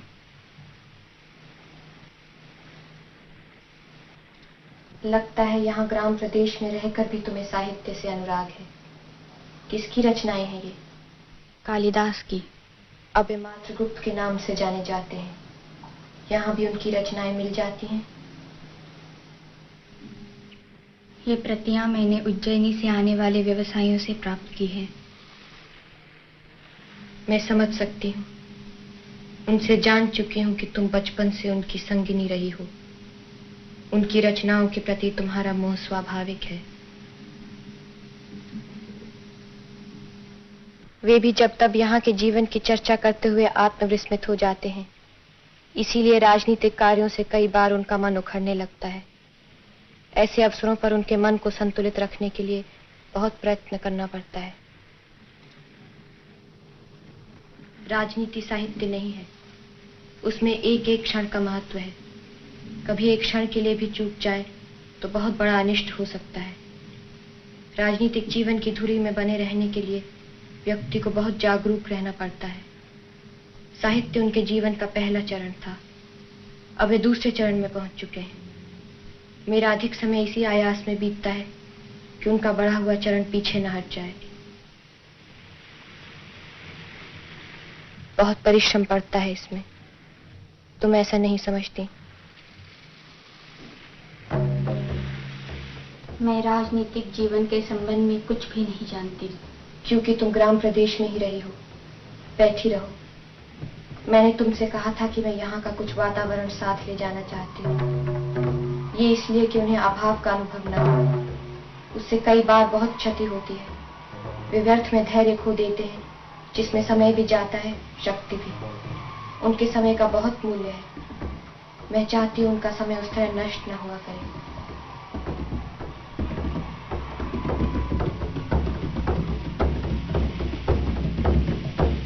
इसीलिए मैं यहाँ से कई कुछ अपने साथ ले जा रही हूँ। कुछ हरिण शावक जाएंगे, जिनका हम अपने उद्यान में पालन करेंगे। यहाँ की औषधियाँ उद्यान के क्रीड़ा शैल पर तथा आसपास के प्रदेश में लगवा दी जाएंगी। हम यहाँ के से घरों का भी वहाँ निर्माण करेंगे। मातुल और उनका परिवार भी साथ जाएगा। यहाँ से कुछ अनाथ बच्चों को वहाँ ले जाकर हम शिक्षा देंगे। मैं समझती हूँ इससे अंतर पड़ेगा। देख रही हूँ तुम्हारा घर बहुत जर्जर स्थिति में है। इसका परिसंस्कार आवश्यक है। चाहो तो मैं इस कार्य के लिए आदेश दे जाऊंगी। उज्जैनी के 2 कुशल स्थपति हमारे साथ आए हैं। क्यों? आप बहुत उदार हैं। हमें ऐसे घर में रहने का ही अभ्यास है, इसलिए असुविधा नहीं होती। फिर भी चाहूंगी कि इस घर का परिसंस्कार हो जाए। उनके जीवन के आरंभिक वर्षों का इस घर के साथ भी संबंध रहा है। मातुल के घर के स्थान पर मैंने एक नए भवन के निर्माण का आदेश दिया है। स्थपतियों से कहा है कि वे उज्जैनी से शिलाएं लाकर कार्य आरंभ करें। खेद है कि कार्य के निरीक्षण के लिए मैं स्वयं यहाँ नहीं रह पाऊंगी। कल ही हमें आगे की यात्रा आरंभ कर देनी होगी। तुम भी हमारे साथ क्यों नहीं चलती? मैं? हाँ, इसमें बाधा क्या है? यहाँ तुम किसी ऐसे सूत्र से तो बंधी नहीं होगी। मेरी माँ यहाँ है। ये कोई बाधा नहीं है। तुम्हारी माँ की भी साथ चलने की व्यवस्था हो सकती है। हमारे स्थपति इस घर का परिसंस्कार करते रहेंगे। तुम वहाँ मेरे साथ मेरी संगिनी के रूप में रहोगी। क्षमा चाहती हूँ। मैं अपने को ऐसे गौरव की अधिकारिणी नहीं समझती। परंतु मैं तुम्हें इससे कहीं अधिक की अधिकारिणी समझती हूँ। मेरे आने से पहले राज्य के 2 अधिकारी यहाँ आए थे।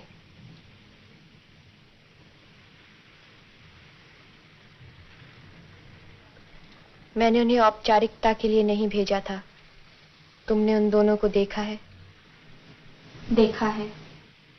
तुम उनमें से जिसे भी अपने योग्य समझो, उसी के साथ तुम्हारे विवाह का प्रबंध किया जा सकता है। दोनों योग्य अधिकारी हैं। देवी, संभवतः तुम उन दोनों में से किसी को भी अपने योग्य नहीं समझती, परंतु राज्य में ये 2 ही नहीं, और भी अनेक अधिकारी हैं। मेरे साथ चलो। तुम जिससे भी चाहोगी। इस विषय की चर्चा छोड़ दीजिए। क्यों? तुम्हारे मन में कल्पना नहीं है कि तुम्हारा अपना घर परिवार हो? नहीं, इसके मन में ये कल्पना नहीं है। माँ, इसके मन में ये कल्पना नहीं है, क्योंकि ये भावना के स्तर पर जीती है। इसके लिए जीवन में तुम उठ क्यों आई माँ? तुम्हारा स्वास्थ्य ठीक नहीं है। चलो, चलकर लेट रहो।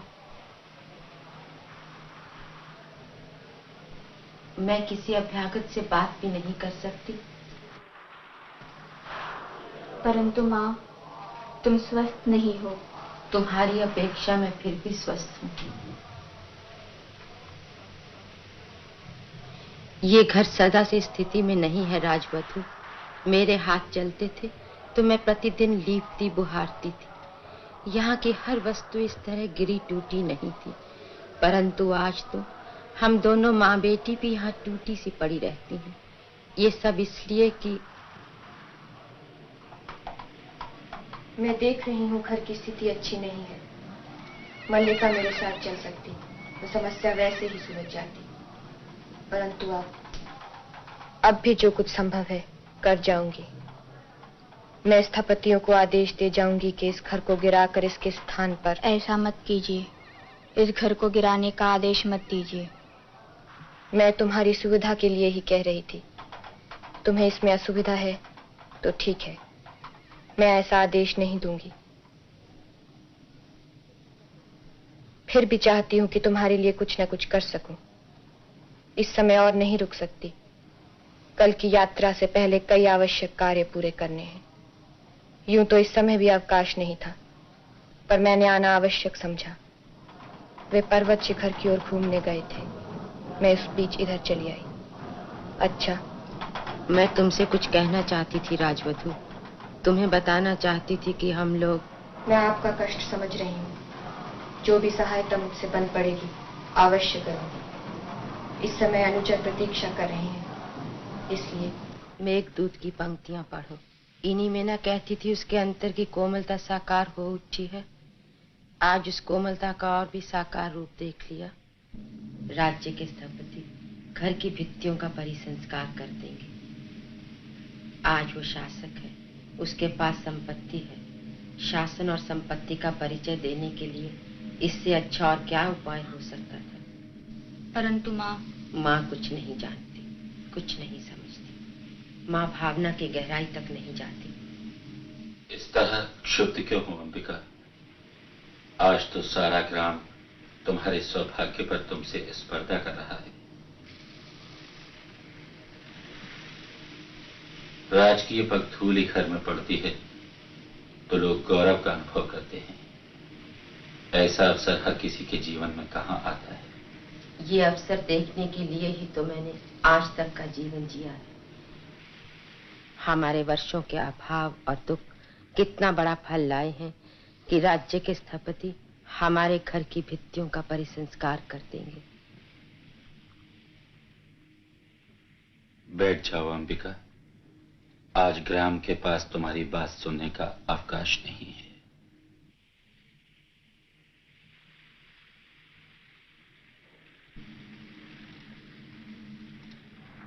यह भी एक मनोरंजक विषय है कि राज परिवार के साथ आए राजधानी के कलाकार आज यहाँ हर वस्तु की अनुकृतियां बनाते घूम रहे हैं। यहाँ का कोई पेड़, पत्ता, तिनका शेष न रहेगा जिसकी वे अनुकृति बनाकर नहीं ले जाएंगे। इसका भी कुछ दूसरा अर्थ हो सकता है। मैं कब कहता हूं दूसरा अर्थ नहीं हो सकता? अर्थ बहुत स्पष्ट है। वे यहाँ की हर वस्तु को विचित्र के रूप में देखते हैं और उस वैचित्र को यहाँ से जाकर दूसरों को दिखाना चाहते हैं। तुम, मैं, यह घर, यह पर्वत, सब उनके लिए विचित्र के उदाहरण हैं। मैं तो उनकी सूक्ष्म और समर्थ दृष्टि की प्रशंसा करता हूं, जो जहां वैचित्र नहीं वहां भी वैचित्र देख लेती है। एक कलाकार को मैंने यहाँ की धूप में अपनी छाया की अनुकृति बनाते देखा है। यहाँ की धूप में उन्हें अपनी छायाएं अवश्य और सी लगती होंगी। वह कौन राक्षसी थी जो जिस किसी जीव को उसकी छाया से पकड़ लेती थी? मैं चाहती हूँ मैं ही वह राक्षसी होती, जिससे आज मैं तुमसे कहा है माँ, तुम विश्राम करो, बात मत करो। आर्य विलोम, माँ का स्वास्थ्य ठीक नहीं है, इन्हें इस समय विश्राम करने दीजिए। हाँ, अंबिका को अंदर ले जाओ। ग्राम का उत्सव कोलाहल अंबिका के मन को और अशांत करेगा। मैं तो केवल उत्सव की सूचना देने आया था। आश्चर्य है, कालिदास ने स्वयं यहाँ आना उचित नहीं समझा। कल तो सुनते हैं वे लोग चले भी जाएंगे। उसने आना उचित नहीं समझा क्योंकि वह जानता है अंबिका अभी जीवित है। तुम क्या सोचती हो मल्लिका? उसे एक बार आना नहीं चाहिए? मैंने आपसे अनुरोध किया है आर्य विलोम कि इस समय माँ को विश्राम करने दीजिए। आपकी बातों से माँ का मन विक्षुब्ध होता है। मेरी बातों से अंबिका का मन विक्षुब्ध होता है? मैं समझता हूं उसके कारण दूसरे हैं। अंबिका जानती है किन कारणों से उसका मन विक्षुब्ध होता है। मैं भी उन कारणों को समझता हूं। इसलिए बहुत सी बातें जो अंबिका के मन में रहती हैं मैं मुंह से कह देता हूं। तुम्हें मेरा यहां होना अखर रहा है, मैं जानता हूं। यह कोई नई बात नहीं है, परंतु मैं कुछ ही देर और यहां रुकना चाहता हूं। पर्वत शिखर की ओर से एक अश्वारोही को आते देख रहा हूं। संभव है इस बार कुछ क्षणों के लिए वो यहाँ रुकना चाहे। उस स्थिति में मैं भी उससे कुशल क्षेम पूछ लूंगा। मेरी उससे पुरानी मित्रता है। आर्य विलोम, उस स्थिति में आपका यहाँ होना किसी भी दृष्टि से उचित नहीं है। आप उनसे मिलना चाहें तो उसके लिए यही एक स्थान नहीं है। परंतु यही स्थान क्या बुरा है? मैं नहीं चाहती आप इस समय मेरे घर में हो। माँ, इनसे कहो यहाँ से चले जाएं। मैं नहीं चाहती इस समय यहाँ कोई अयाचित स्थिति उत्पन्न हो।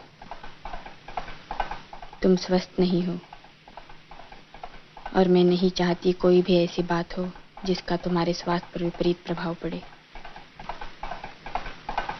आर्य विलोम, मैंने आपसे कहा आप यहाँ से चले जाएं। आप नहीं जानते कि चला जाता। नहीं चाहता मेरे कारण यहाँ कोई अयाचित स्थिति उत्पन्न हो। परंतु क्या अयाचित स्थिति उत्पन्न हो सकती है? जान सकता हूं?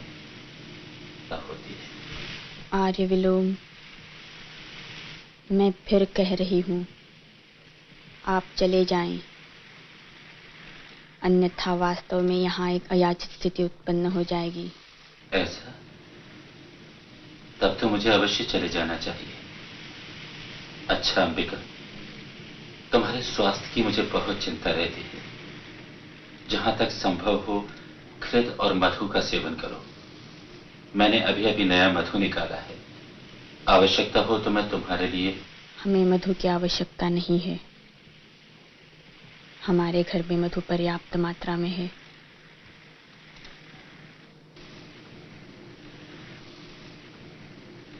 अच्छा अंबिका, पर कभी आवश्यकता पड़ ही जाए तो संकोच मत करना। मल्लिका,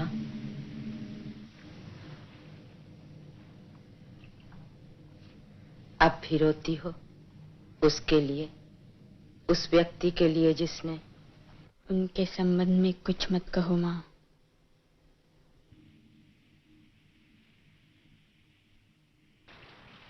कुछ और वर्षों के अनंतर कौन है? मैं हूँ। एक टिमटिमाता दीपक जल रहा है। वर्षा ने मातुल की क्या गति? प्रकोष्ठ की स्थिति में पहले से बहुत परिवर्तन लक्षित होता है। हर वस्तु जर्जर। आर्य मातुल, आप इस वर्षा में? वर्षा से बचने के लिए तुम्हारे घर के सिवा कोई शरण नहीं थी। सोचा जो हो, माथुर के लिए आज भी तुम वही मल्लिका। ये आषाढ़ की वर्षा तो मेरे लिए काल हो रही है।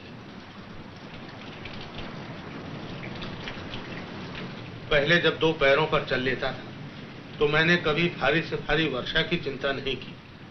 परंतु अब यह स्थिति है कि बैसाखी आगे रखता हूं तो पैर पीछे को फिसल जाता है और पैर आगे रखता हूं तो बैसाखी पीछे को फिसल जाती है।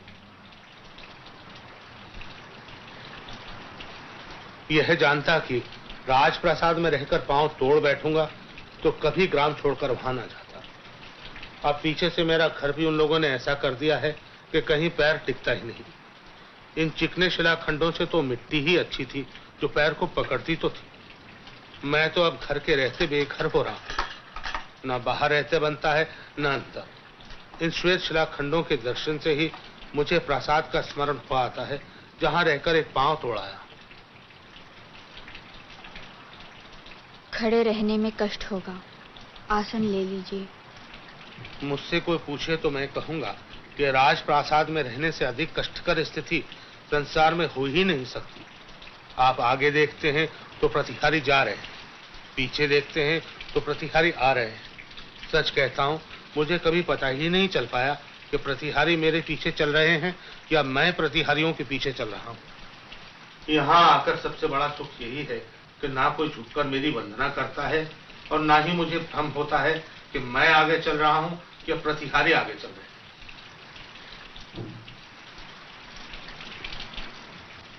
केवल ये वर्षा मुझसे नहीं सही जाती। वस्त्र सुखाने के लिए आग जला दूं? तुमने घर की क्या स्थिति कर रखी है? अंबिका के न रहने से घर की व्यवस्था ही नहीं रही। ये ठीक है कि प्रेंगु मंजरी ने तुम्हारे लिए कुछ वस्त्र और स्वर्ण मुद्राएं बिछाई थी जो तुमने लौटा दी। मुझे उनकी आवश्यकता नहीं थी। और इस घर के परिसंस्कार के लिए उसने स्थापत्यों से कहा था। मैंने किसी परिसंस्कार की आवश्यकता नहीं समझी। आग जला दूं? नहीं, वर्षा थम रही है, हल्की हल्की बूंदें हैं। किसी तरह खिसकता हुआ घर पहुंच जाऊं तो वहीं वस्त्र सुखाऊंगा, फिर कहीं धारासार बरसने लगा तो बस। तुमने कश्मीर का कुछ समाचार सुना है?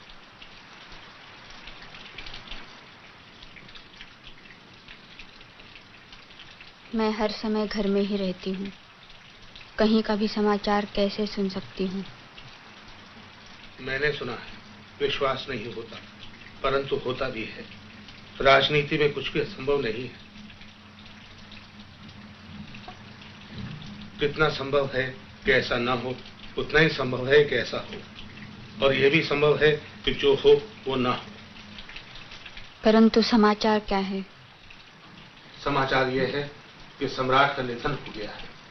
कश्मीर में विद्रोही शक्तियां सिर उठा रही हैं। उन्होंने कश्मीर छोड़ दिया है और अब पुनः उज्जैन चले गए हैं। नहीं, उज्जैनी नहीं गया है। वहां के लोगों का तो कहना है उसने संन्यास ले लिया है और काशी चला गया है, परंतु मुझे विश्वास नहीं होता। उसका राजधानी में इतना मान है। यदि कश्मीर में रहना संभव नहीं था तो उसे सीधे राजधानी चले जाना चाहिए था, परंतु असंभव भी नहीं है। एक राजनीतिक जीवन, दूसरे कालिदास। मैं आज तक दोनों में से किसी की भी थोड़ी नहीं पहचान पाया। मैं समझता हूं कि जो कुछ मैं समझ पाता हूं, सत्य सदा उसके विपरीत होता है, और मैं जब उस विपरीत तक पहुंचने लगता हूं तो सत्य उस विपरीत से विपरीत हो जाता है। अतः मैं जो कुछ समझ पाता हूं वह सदा झूठ होता है। इससे अब तुम निष्कर्ष निकाल लो कि सत्य क्या हो सकता है, कि उसने संन्यास ले लिया है या नहीं लिया है।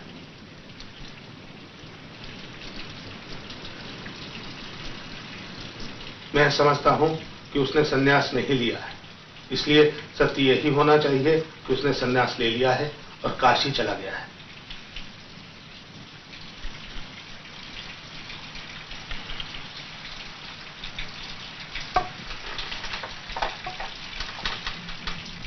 नहीं, ये सत्य नहीं हो सकता।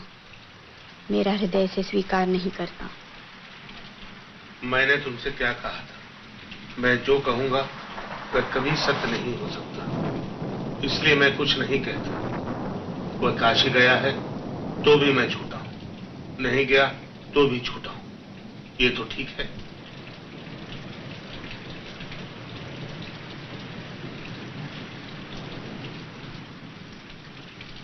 नहीं, तुम काशी नहीं गए, तुमने संन्यास नहीं लिया। मैंने इसलिए तुमसे यहाँ से जाने के लिए नहीं कहा था। मैंने इसलिए भी नहीं कहा था कि तुम जाकर कहीं का शासनभार संभालो।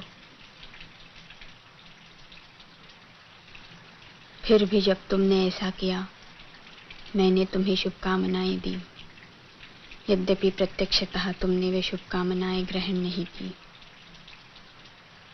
मैं तुम्हारे जीवन में नहीं रही, परंतु तुम मेरे जीवन में सदा वर्तमान रहे हो। मैंने कभी तुम्हें अपने पास से हटने नहीं दिया। तुम रचना करते रहे और मैं समझती रही कि मैं सार्थक हूँ। मेरे जीवन की भी कुछ उपलब्धि है, और आज तुम मेरे जीवन को इस तरह निरर्थक कर दोगे। तुम जीवन से तटस्थ हो सकते हो, परंतु मैं तो अब तटस्थ नहीं हो सकती। तुम जीवन को मेरी दृष्टि से क्यों नहीं देखते?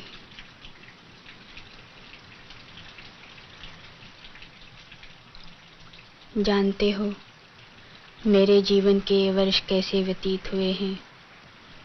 मैंने क्या क्या देखा है, क्या से क्या हुई हूँ।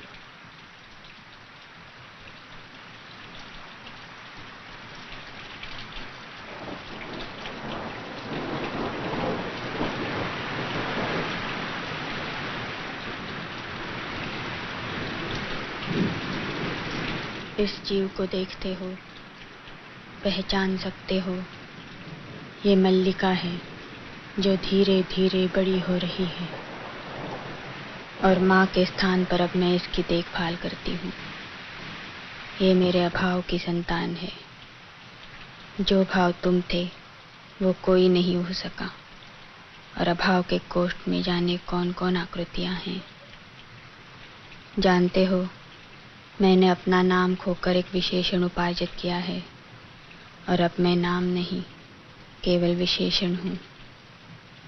व्यवसायी कहते थे, उज्जैनी में ये अपवाद है कि तुम्हारा बहुत सा समय वारांगनाओं के सहवास में व्यतीत होता है, परंतु तुमने वारांगना का ये रूप भी देखा है। आज तुम मुझे पहचान सकते हो। मैं आज भी उसी तरह पर्वत शिखर पर जाकर मेघमालाओं को देखती हूँ, उसी तरह ऋतु संवार और मेघदूत की पंक्तियां पढ़ती हूँ। मैंने अपने भाव के कोष्ठ को रिक्त नहीं होने दिया, परंतु मेरे अभाव की पीड़ा का अनुमान लगा सकते हो? नहीं, तुम अनुमान नहीं लगा सकते। तुमने लिखा था कि एक दोष गुणों के समूह में उसी तरह छिप जाता है जैसे इंदु की किरणों में कलंक, परंतु दारिद्र्य नहीं छिपता, 100 गुणों में भी नहीं छिपता। नहीं, छिपता ही नहीं, 100 गुणों को छा लेता है, एक एक करके नष्ट कर देता है। परंतु मैंने ये सब सह लिया, इसलिए कि मैं टूट कर भी अनुभव करती रही कि तुम बन रहे हो, क्योंकि मैं अपने को अपने में न देखकर तुम में देखती थी। और आज ये सुन रही हूँ कि तुम सब छोड़कर संन्यास ले रहे हो, तटस्थ हो रहे हो, उदासीन। मुझे मेरी सत्ता के बोध से इस प्रकार वंचित कर दोगे?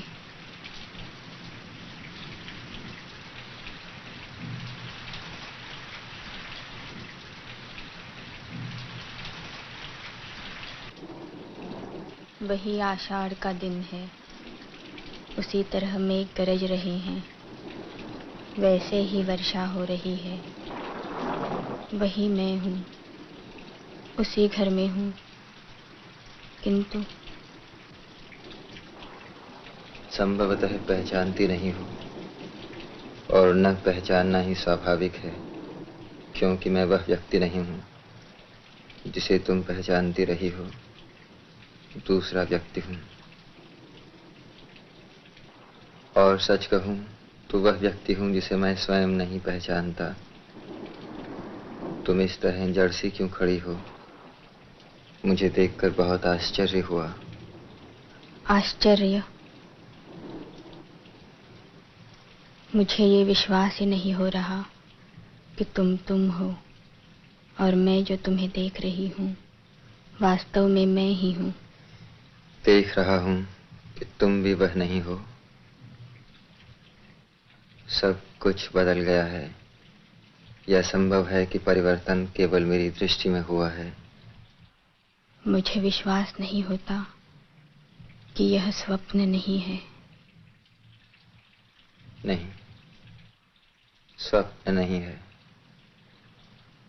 यथार्थ है कि मैं यहाँ हूँ, दिनों की यात्रा करके थका टूटा हारा हुआ यहाँ आया हूँ कि एक बार यहाँ के यथार्थ को देख लूं। बहुत भीग गए हो। मेरे यहाँ सूखे वस्त्र तो नहीं हैं, पर मैं मेरे भीगे होने की चिंता मत करो। जानती हो, इस तरह भीगना भी जीवन की एक महत्वाकांक्षा हो सकती है।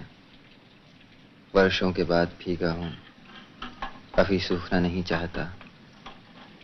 चलते चलते बहुत थक गया था, कई दिन ज्वराक्रांत रहा, परंतु इस वर्षा से जैसे सारी थकान मिट गई है। बहुत थक गए हो? थक गया था, अब भी थका हूँ, परंतु वर्षा ने थकान कम कर दी है।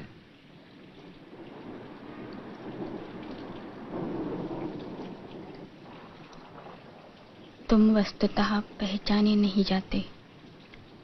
और तुम ही कहाँ पहचानी जाती हो। ये घर भी कितना बदल गया है। और मैं आशा कर रहा था कि सब कुछ वैसा ही होगा, ज्यों का त्यों, यथास्थान। पर कुछ भी तो यथास्थान नहीं है। तुमने सब कुछ बदल दिया है, सभी कुछ बदल दिया है। मैंने नहीं बदला। जानता हूं तुमने नहीं बदला, परंतु मल्लिका, मैंने नहीं सोचा था कि यह घर कभी मुझे अपरिचित भी लग सकता है। यहाँ की प्रत्येक वस्तु का स्थान और विन्यास इतना निश्चित था, परंतु आज सब कुछ अपरिचित लग रहा है। और तुम भी। थके हो, बैठ जाओ। आंखों से लगता है तुम अब भी स्वस्थ नहीं हो। बहुत दिन इधर उधर भटकने के अनंतर यहाँ आया हूँ। कश्मीर जाते हुए जिस कारण से नहीं आया, आज उसी कारण से आया हूँ।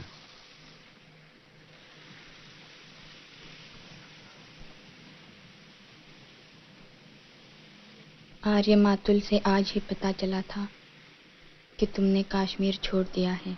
हाँ, क्योंकि सत्ता और प्रभुता का मोह छूट गया है। आज मैं उस सब से मुक्त हूँ जो वर्षों से मुझे कसता रहा है। कश्मीर में लोग समझते हैं कि मैंने संन्यास ले लिया, परंतु मैंने संन्यास नहीं लिया। मैं केवल मात्र गुप्त के कलेवर से मुक्त हुआ हूँ, जिससे पुनः कालिदास के कलेवर में जी सकूं। एक आकर्षण सदा मुझे उस सूत्र की ओर खींचता था जिसे तोड़कर मैं यहाँ से गया था। यहाँ की एक एक वस्तु में जो आत्मीयता थी, और यहाँ से जाकर मुझे कहीं नहीं मिली।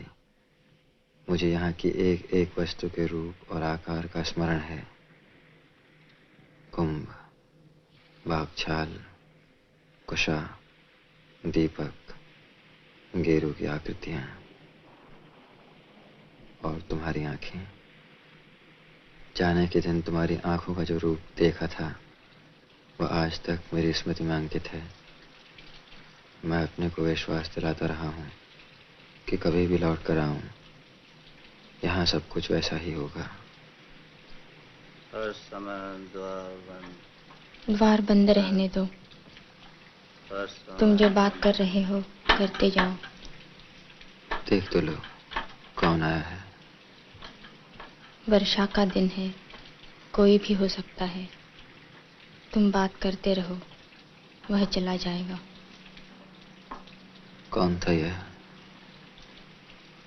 कहा है ना, कोई भी हो सकता है।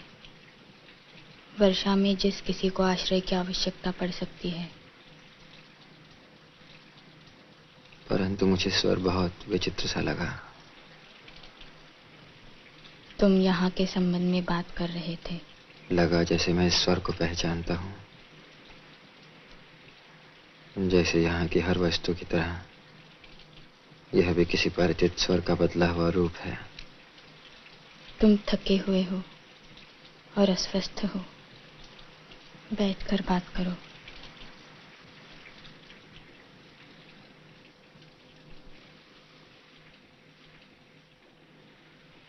मैंने बहुत बार अपने संबंध में सोचा है मल्लिका, और हर बार इस निष्कर्ष पर पहुंचा हूं कि अंबिका ठीक कहती थी।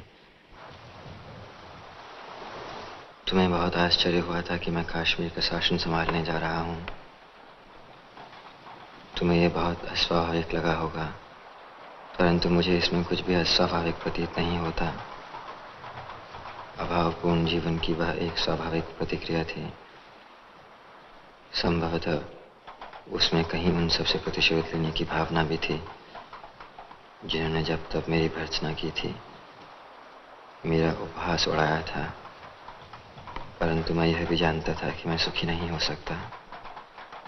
मुझे बार बार अनुभव होता कि मैंने प्रभुता और सविता के मोह में पड़कर उस क्षेत्र में अनधिकार प्रवेश किया है और जिस विशाल में मुझे रहना चाहिए था उससे दूर हट आया हूँ। जब भी मेरी आंखें दूर तक फैली क्षितिज रेखा पर पड़ती तभी यह अनुभूति मुझे सालती कि मैं उस विशाल से दूर हट गया हूँ। मैं अपने को आश्वासन देता कि आज नहीं तो कल मैं परिस्थितियों पर वश पा लूंगा और समान रूप से दोनों क्षेत्रों में अपने को बांट दूंगा, परंतु स्वयं ही परिस्थितियों के हाथों बनता और चारित होता रहा। जिस कल की मुझे प्रतीक्षा थी वह कल कभी नहीं आया। कश्मीर जाते हुए मैं यहाँ से होकर नहीं जाना चाहता था। मुझे लगता था कि यह प्रदेश, यहाँ की पर्वत श्रृंखला और उपत्यकाएं मेरे सामने एक मूक प्रश्न का रूप ले लेंगी। मैं तब तुमसे मिलने के लिए नहीं आया क्योंकि भय था तुम्हारी आंखें मेरे अस्थिर मन को और अस्थिर कर देंगी। मैं इससे बचना चाहता था। मैं जानता था तुम पर उसकी क्या प्रतिक्रिया होगी, दूसरे तुमसे क्या कहेंगे। फिर भी इस संबंध में निश्चित था कि तुम्हारे मन में कोई वैसा भाव नहीं आएगा और मैं यह आशा लिए हुए चला गया कि एक कल ऐसा आएगा जब मैं तुमसे ये सब कह सकूंगा और तुम्हें अपने मन के द्वंद्व का विश्वास दिला सकूंगा। यह नहीं सोचा कि द्वंद्व एक ही व्यक्ति तक सीमित नहीं होता, परिवर्तन एक ही दिशा को व्याप्त नहीं करता। इसलिए आज यहाँ आकर बहुत व्यर्थता का बोध हो रहा है। लोग सोचते हैं मैंने उस जीवन और वातावरण में रहकर बहुत कुछ लिखा है, परंतु मैं जानता हूं कि मैंने वहां रहकर कुछ नहीं लिखा। जो कुछ लिखा है वो यहाँ के जीवन का ही संचय था।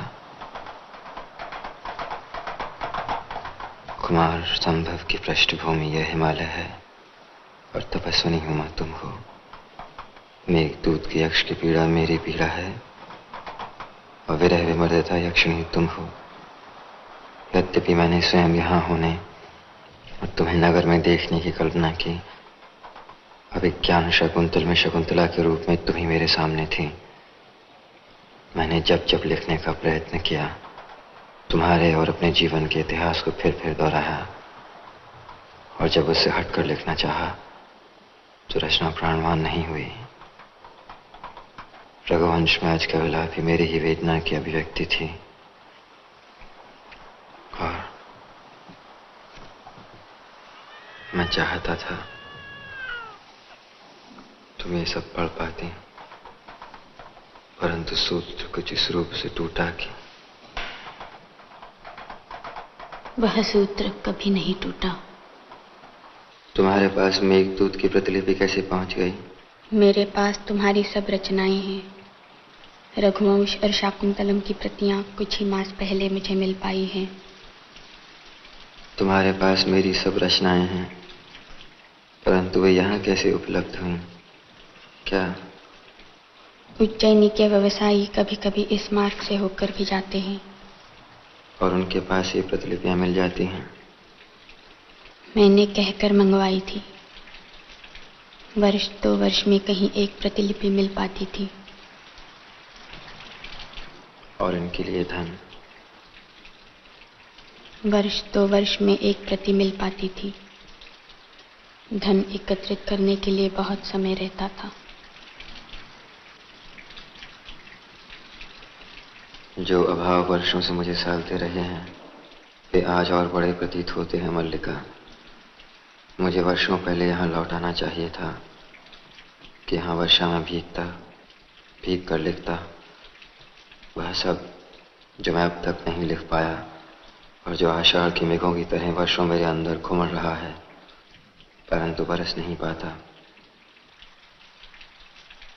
क्योंकि उसे ऋतु नहीं मिलती, वायु नहीं मिलती। यह कौन सी रचना है? यह तो केवल कोरे पृष्ठ हैं।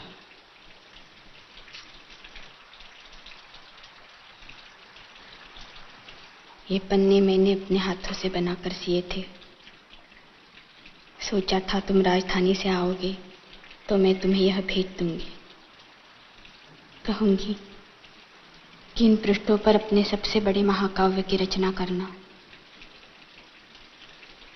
परंतु उस बार तुम आकर भी नहीं आए और यह भेंट यहीं पड़ी रही। अब तो ये पन्ने टूटने भी लगे हैं और मुझे कहते संकोच होता है कि ये तुम्हारी रचना के लिए हैं।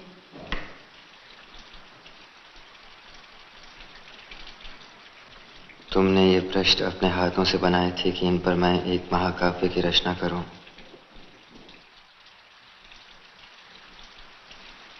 स्थान स्थान पर इन पर पानी की बूंदें पड़ी हैं जो निसंदेह है वर्षा की बूंदें नहीं हैं।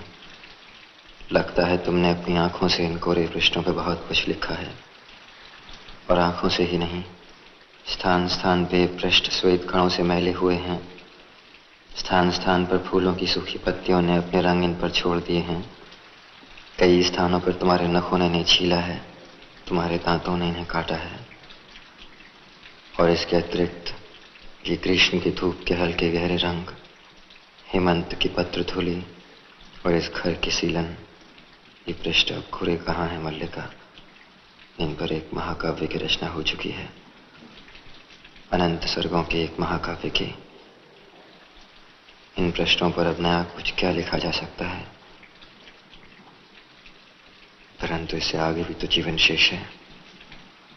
हम फिर आज से आरंभ कर सकते हैं।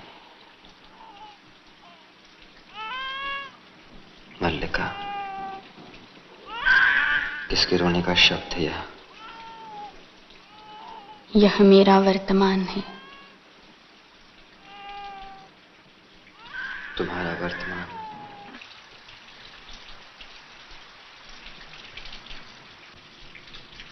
भीगे दिन में फिसल कर गिरे और गिरे खाई में। कितनी बार कहा है भैया विलोम, बहुत ऊंचे मत चढ़ा करो, परंतु भैया विलोम क्यों मानने लगे। पहले आए तो द्वार बंद, लौट कर गए और फिसल गए, फिर आए तो फिर द्वार बंद, फिर लौट कर जाते तो क्या होता। आज का दिन ही ऐसा है कि न जाने आंखों को क्या हो गया है। कभी अपरिचित आकृतियां भी बहुत परिचित जान पड़ती हैं और कभी परिचित आकृतियां भी परिचित नहीं लगती। अब यह इतनी परिचित आकृति है और मैं इसे पहचान ही नहीं रहा। आकृति जानी हुई है, व्यक्ति नया सा लगता है। क्यों बंधु, तुम मुझे पहचानते हो? आकृति बदल गई है, परंतु व्यक्ति आज भी वही हो। स्वर भी परिचित है और शब्द भी। तो तुम हो तुम। गिरने और चोट खाने का सारा कष्ट दूर हो गया। कितने दिनों से तुम्हें देखने की लालसा मन में थी। आओ, गले नहीं मिलोगे? मेरा शरीर मैला है इसलिए, या मुझी से घृणा है? परंतु इस तरह मेरा तुम्हारा संबंध नहीं टूट सकता। तुमने कहा था ना कि हम एक दूसरे के बहुत निकट पड़ते हैं, नहीं कहा था? मैंने इन वर्षों में उस निकटता में अंतर नहीं आने दिया। मैं तो समझता हूं अब हम एक दूसरे के और भी निकट पड़ते हैं। क्यों मल्लिका, मैं ठीक नहीं कहता? तुम वहां स्तंभित सी क्यों खड़ी हो? विलोम इस घर में अब तो अयाचित अतिथि नहीं है, अब तो वह अधिकार से आता है। नहीं, अब तो वह इस घर में कालिदास का स्वागत और आतिथ्य कर सकता है। नहीं, कहोगे कितनी आकस्मिक बात है कि तब भी मुझसे इसी घर में भेंट हुई थी और आज भी यहीं हुई है। परंतु सच मानो, यह आकस्मिक बात नहीं है। तुम जब भी आते हमारी भेंट यहीं होती। तुमने अब तक कालिदास के आतिथ्य का उपक्रम नहीं किया। वर्षों के बाद एक अतिथि घर में आए और उसका आतिथ्य न हो। जानती हो, कालिदास को इस प्रदेश के हरिण शावकों से कितना मोह है। एक हरिण शावक इस घर में भी है। तुमने मल्लिका की बच्ची को नहीं देखा। उसकी आंखें किसी हरिण शावक से कम सुंदर नहीं है। और जानते हो अष्टावक्र क्या कहता है? कहता है, आर्य विलोम। तुम नहीं चाहती कि कालिदास यह जाने कि अष्टावक्र क्या कहता है, परंतु मुझे उसकी बात पर विश्वास नहीं होता। मैं इसलिए कह रहा था कि संभव है कालिदास ही देखकर बता सके कि अष्टावक्र की बात कहाँ तक सच है। क्या बच्ची की आकृति सचमुच विलोम से मिलती है या? चलो देखोगे। यहाँ से चले जाओ विलोम। चला जाऊं इस घर से या ग्राम प्रांत से ही? सुना है शासन बहुत बली होता है, प्रभुता में बहुत सामर्थ्य होती है। मैं कह रहा हूं, इस समय यहाँ से चले जाओ। क्योंकि तुम यहाँ लौट आए हो, क्योंकि वर्षों से छोड़ी हुई भूमि आज फिर तुम्हें अपनी प्रतीत होने लगी है, क्योंकि तुम्हारे अधिकार शाश्वत हैं। जैसे तुमसे बाहर जीवन की गति ही नहीं है। तुम ही तुम हो और कोई नहीं है। परंतु समय निर्दय नहीं है। उसने औरों को भी सत्ता दी है, अधिकार दिए हैं। वह धूप और नैवेद्य लिए घर की देहली पर रुका नहीं रहा। उसने औरों को अवसर दिया है, निर्माण किया है। तुम्हें उसके निर्माण से वितृष्णा होती है, क्योंकि तुम जहां अपने को देखना चाहते हो नहीं देख पा रहे। तुम चाहते हो इस समय मैं यहां से चला जाऊं, मैं चला जाता। इसलिए नहीं कि तुम आदेश देते हो, परंतु इसलिए कि तुम आज यहां अतिथि हो और अतिथि की इच्छा का मान होना चाहिए। देखना मल्लिका, आतिथ्य में कोई कमी ना रहे। जो अतिथि वर्षों में एक बार आया है, वह आगे जाने कभी आएगा या नहीं।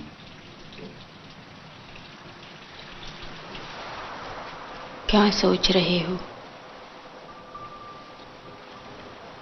सोच रहा हूं कि वह आषाढ़ का ऐसा ही दिन था। ऐसे ही घाटी में मेघ भरे थे और असमय अंधेरा हो आया था। मैंने घाटी में एक आहत हरिण शावक को देखा था और उठाकर यहाँ ले आया था। तुमने उसका उपचार किया था।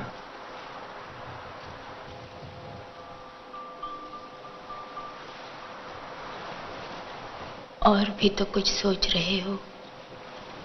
और सोच रहा हूं कि उपत्यकाओं का विस्तार वही है, पर्वत शिखर की ओर जाने वाला मार्ग भी वही है। वायु में वैसी ही नमी है, वातावरण की ध्वनियां भी वैसी ही हैं।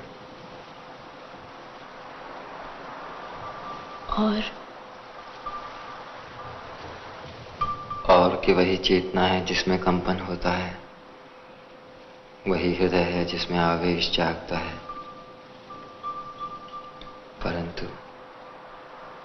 परंतु यह कोरे पृष्ठों का महाकाव्य तब नहीं लिखा गया था। तुम कह रहे थे कि तुम फिर अद से आरंभ करना चाहते हो। मैंने कहा था, मैं अद से आरंभ करना चाहता हूं। यह संभवतः इच्छा का समय के साथ द्वंद्व था, परंतु देख रहा हूं कि समय अधिक शक्तिशाली है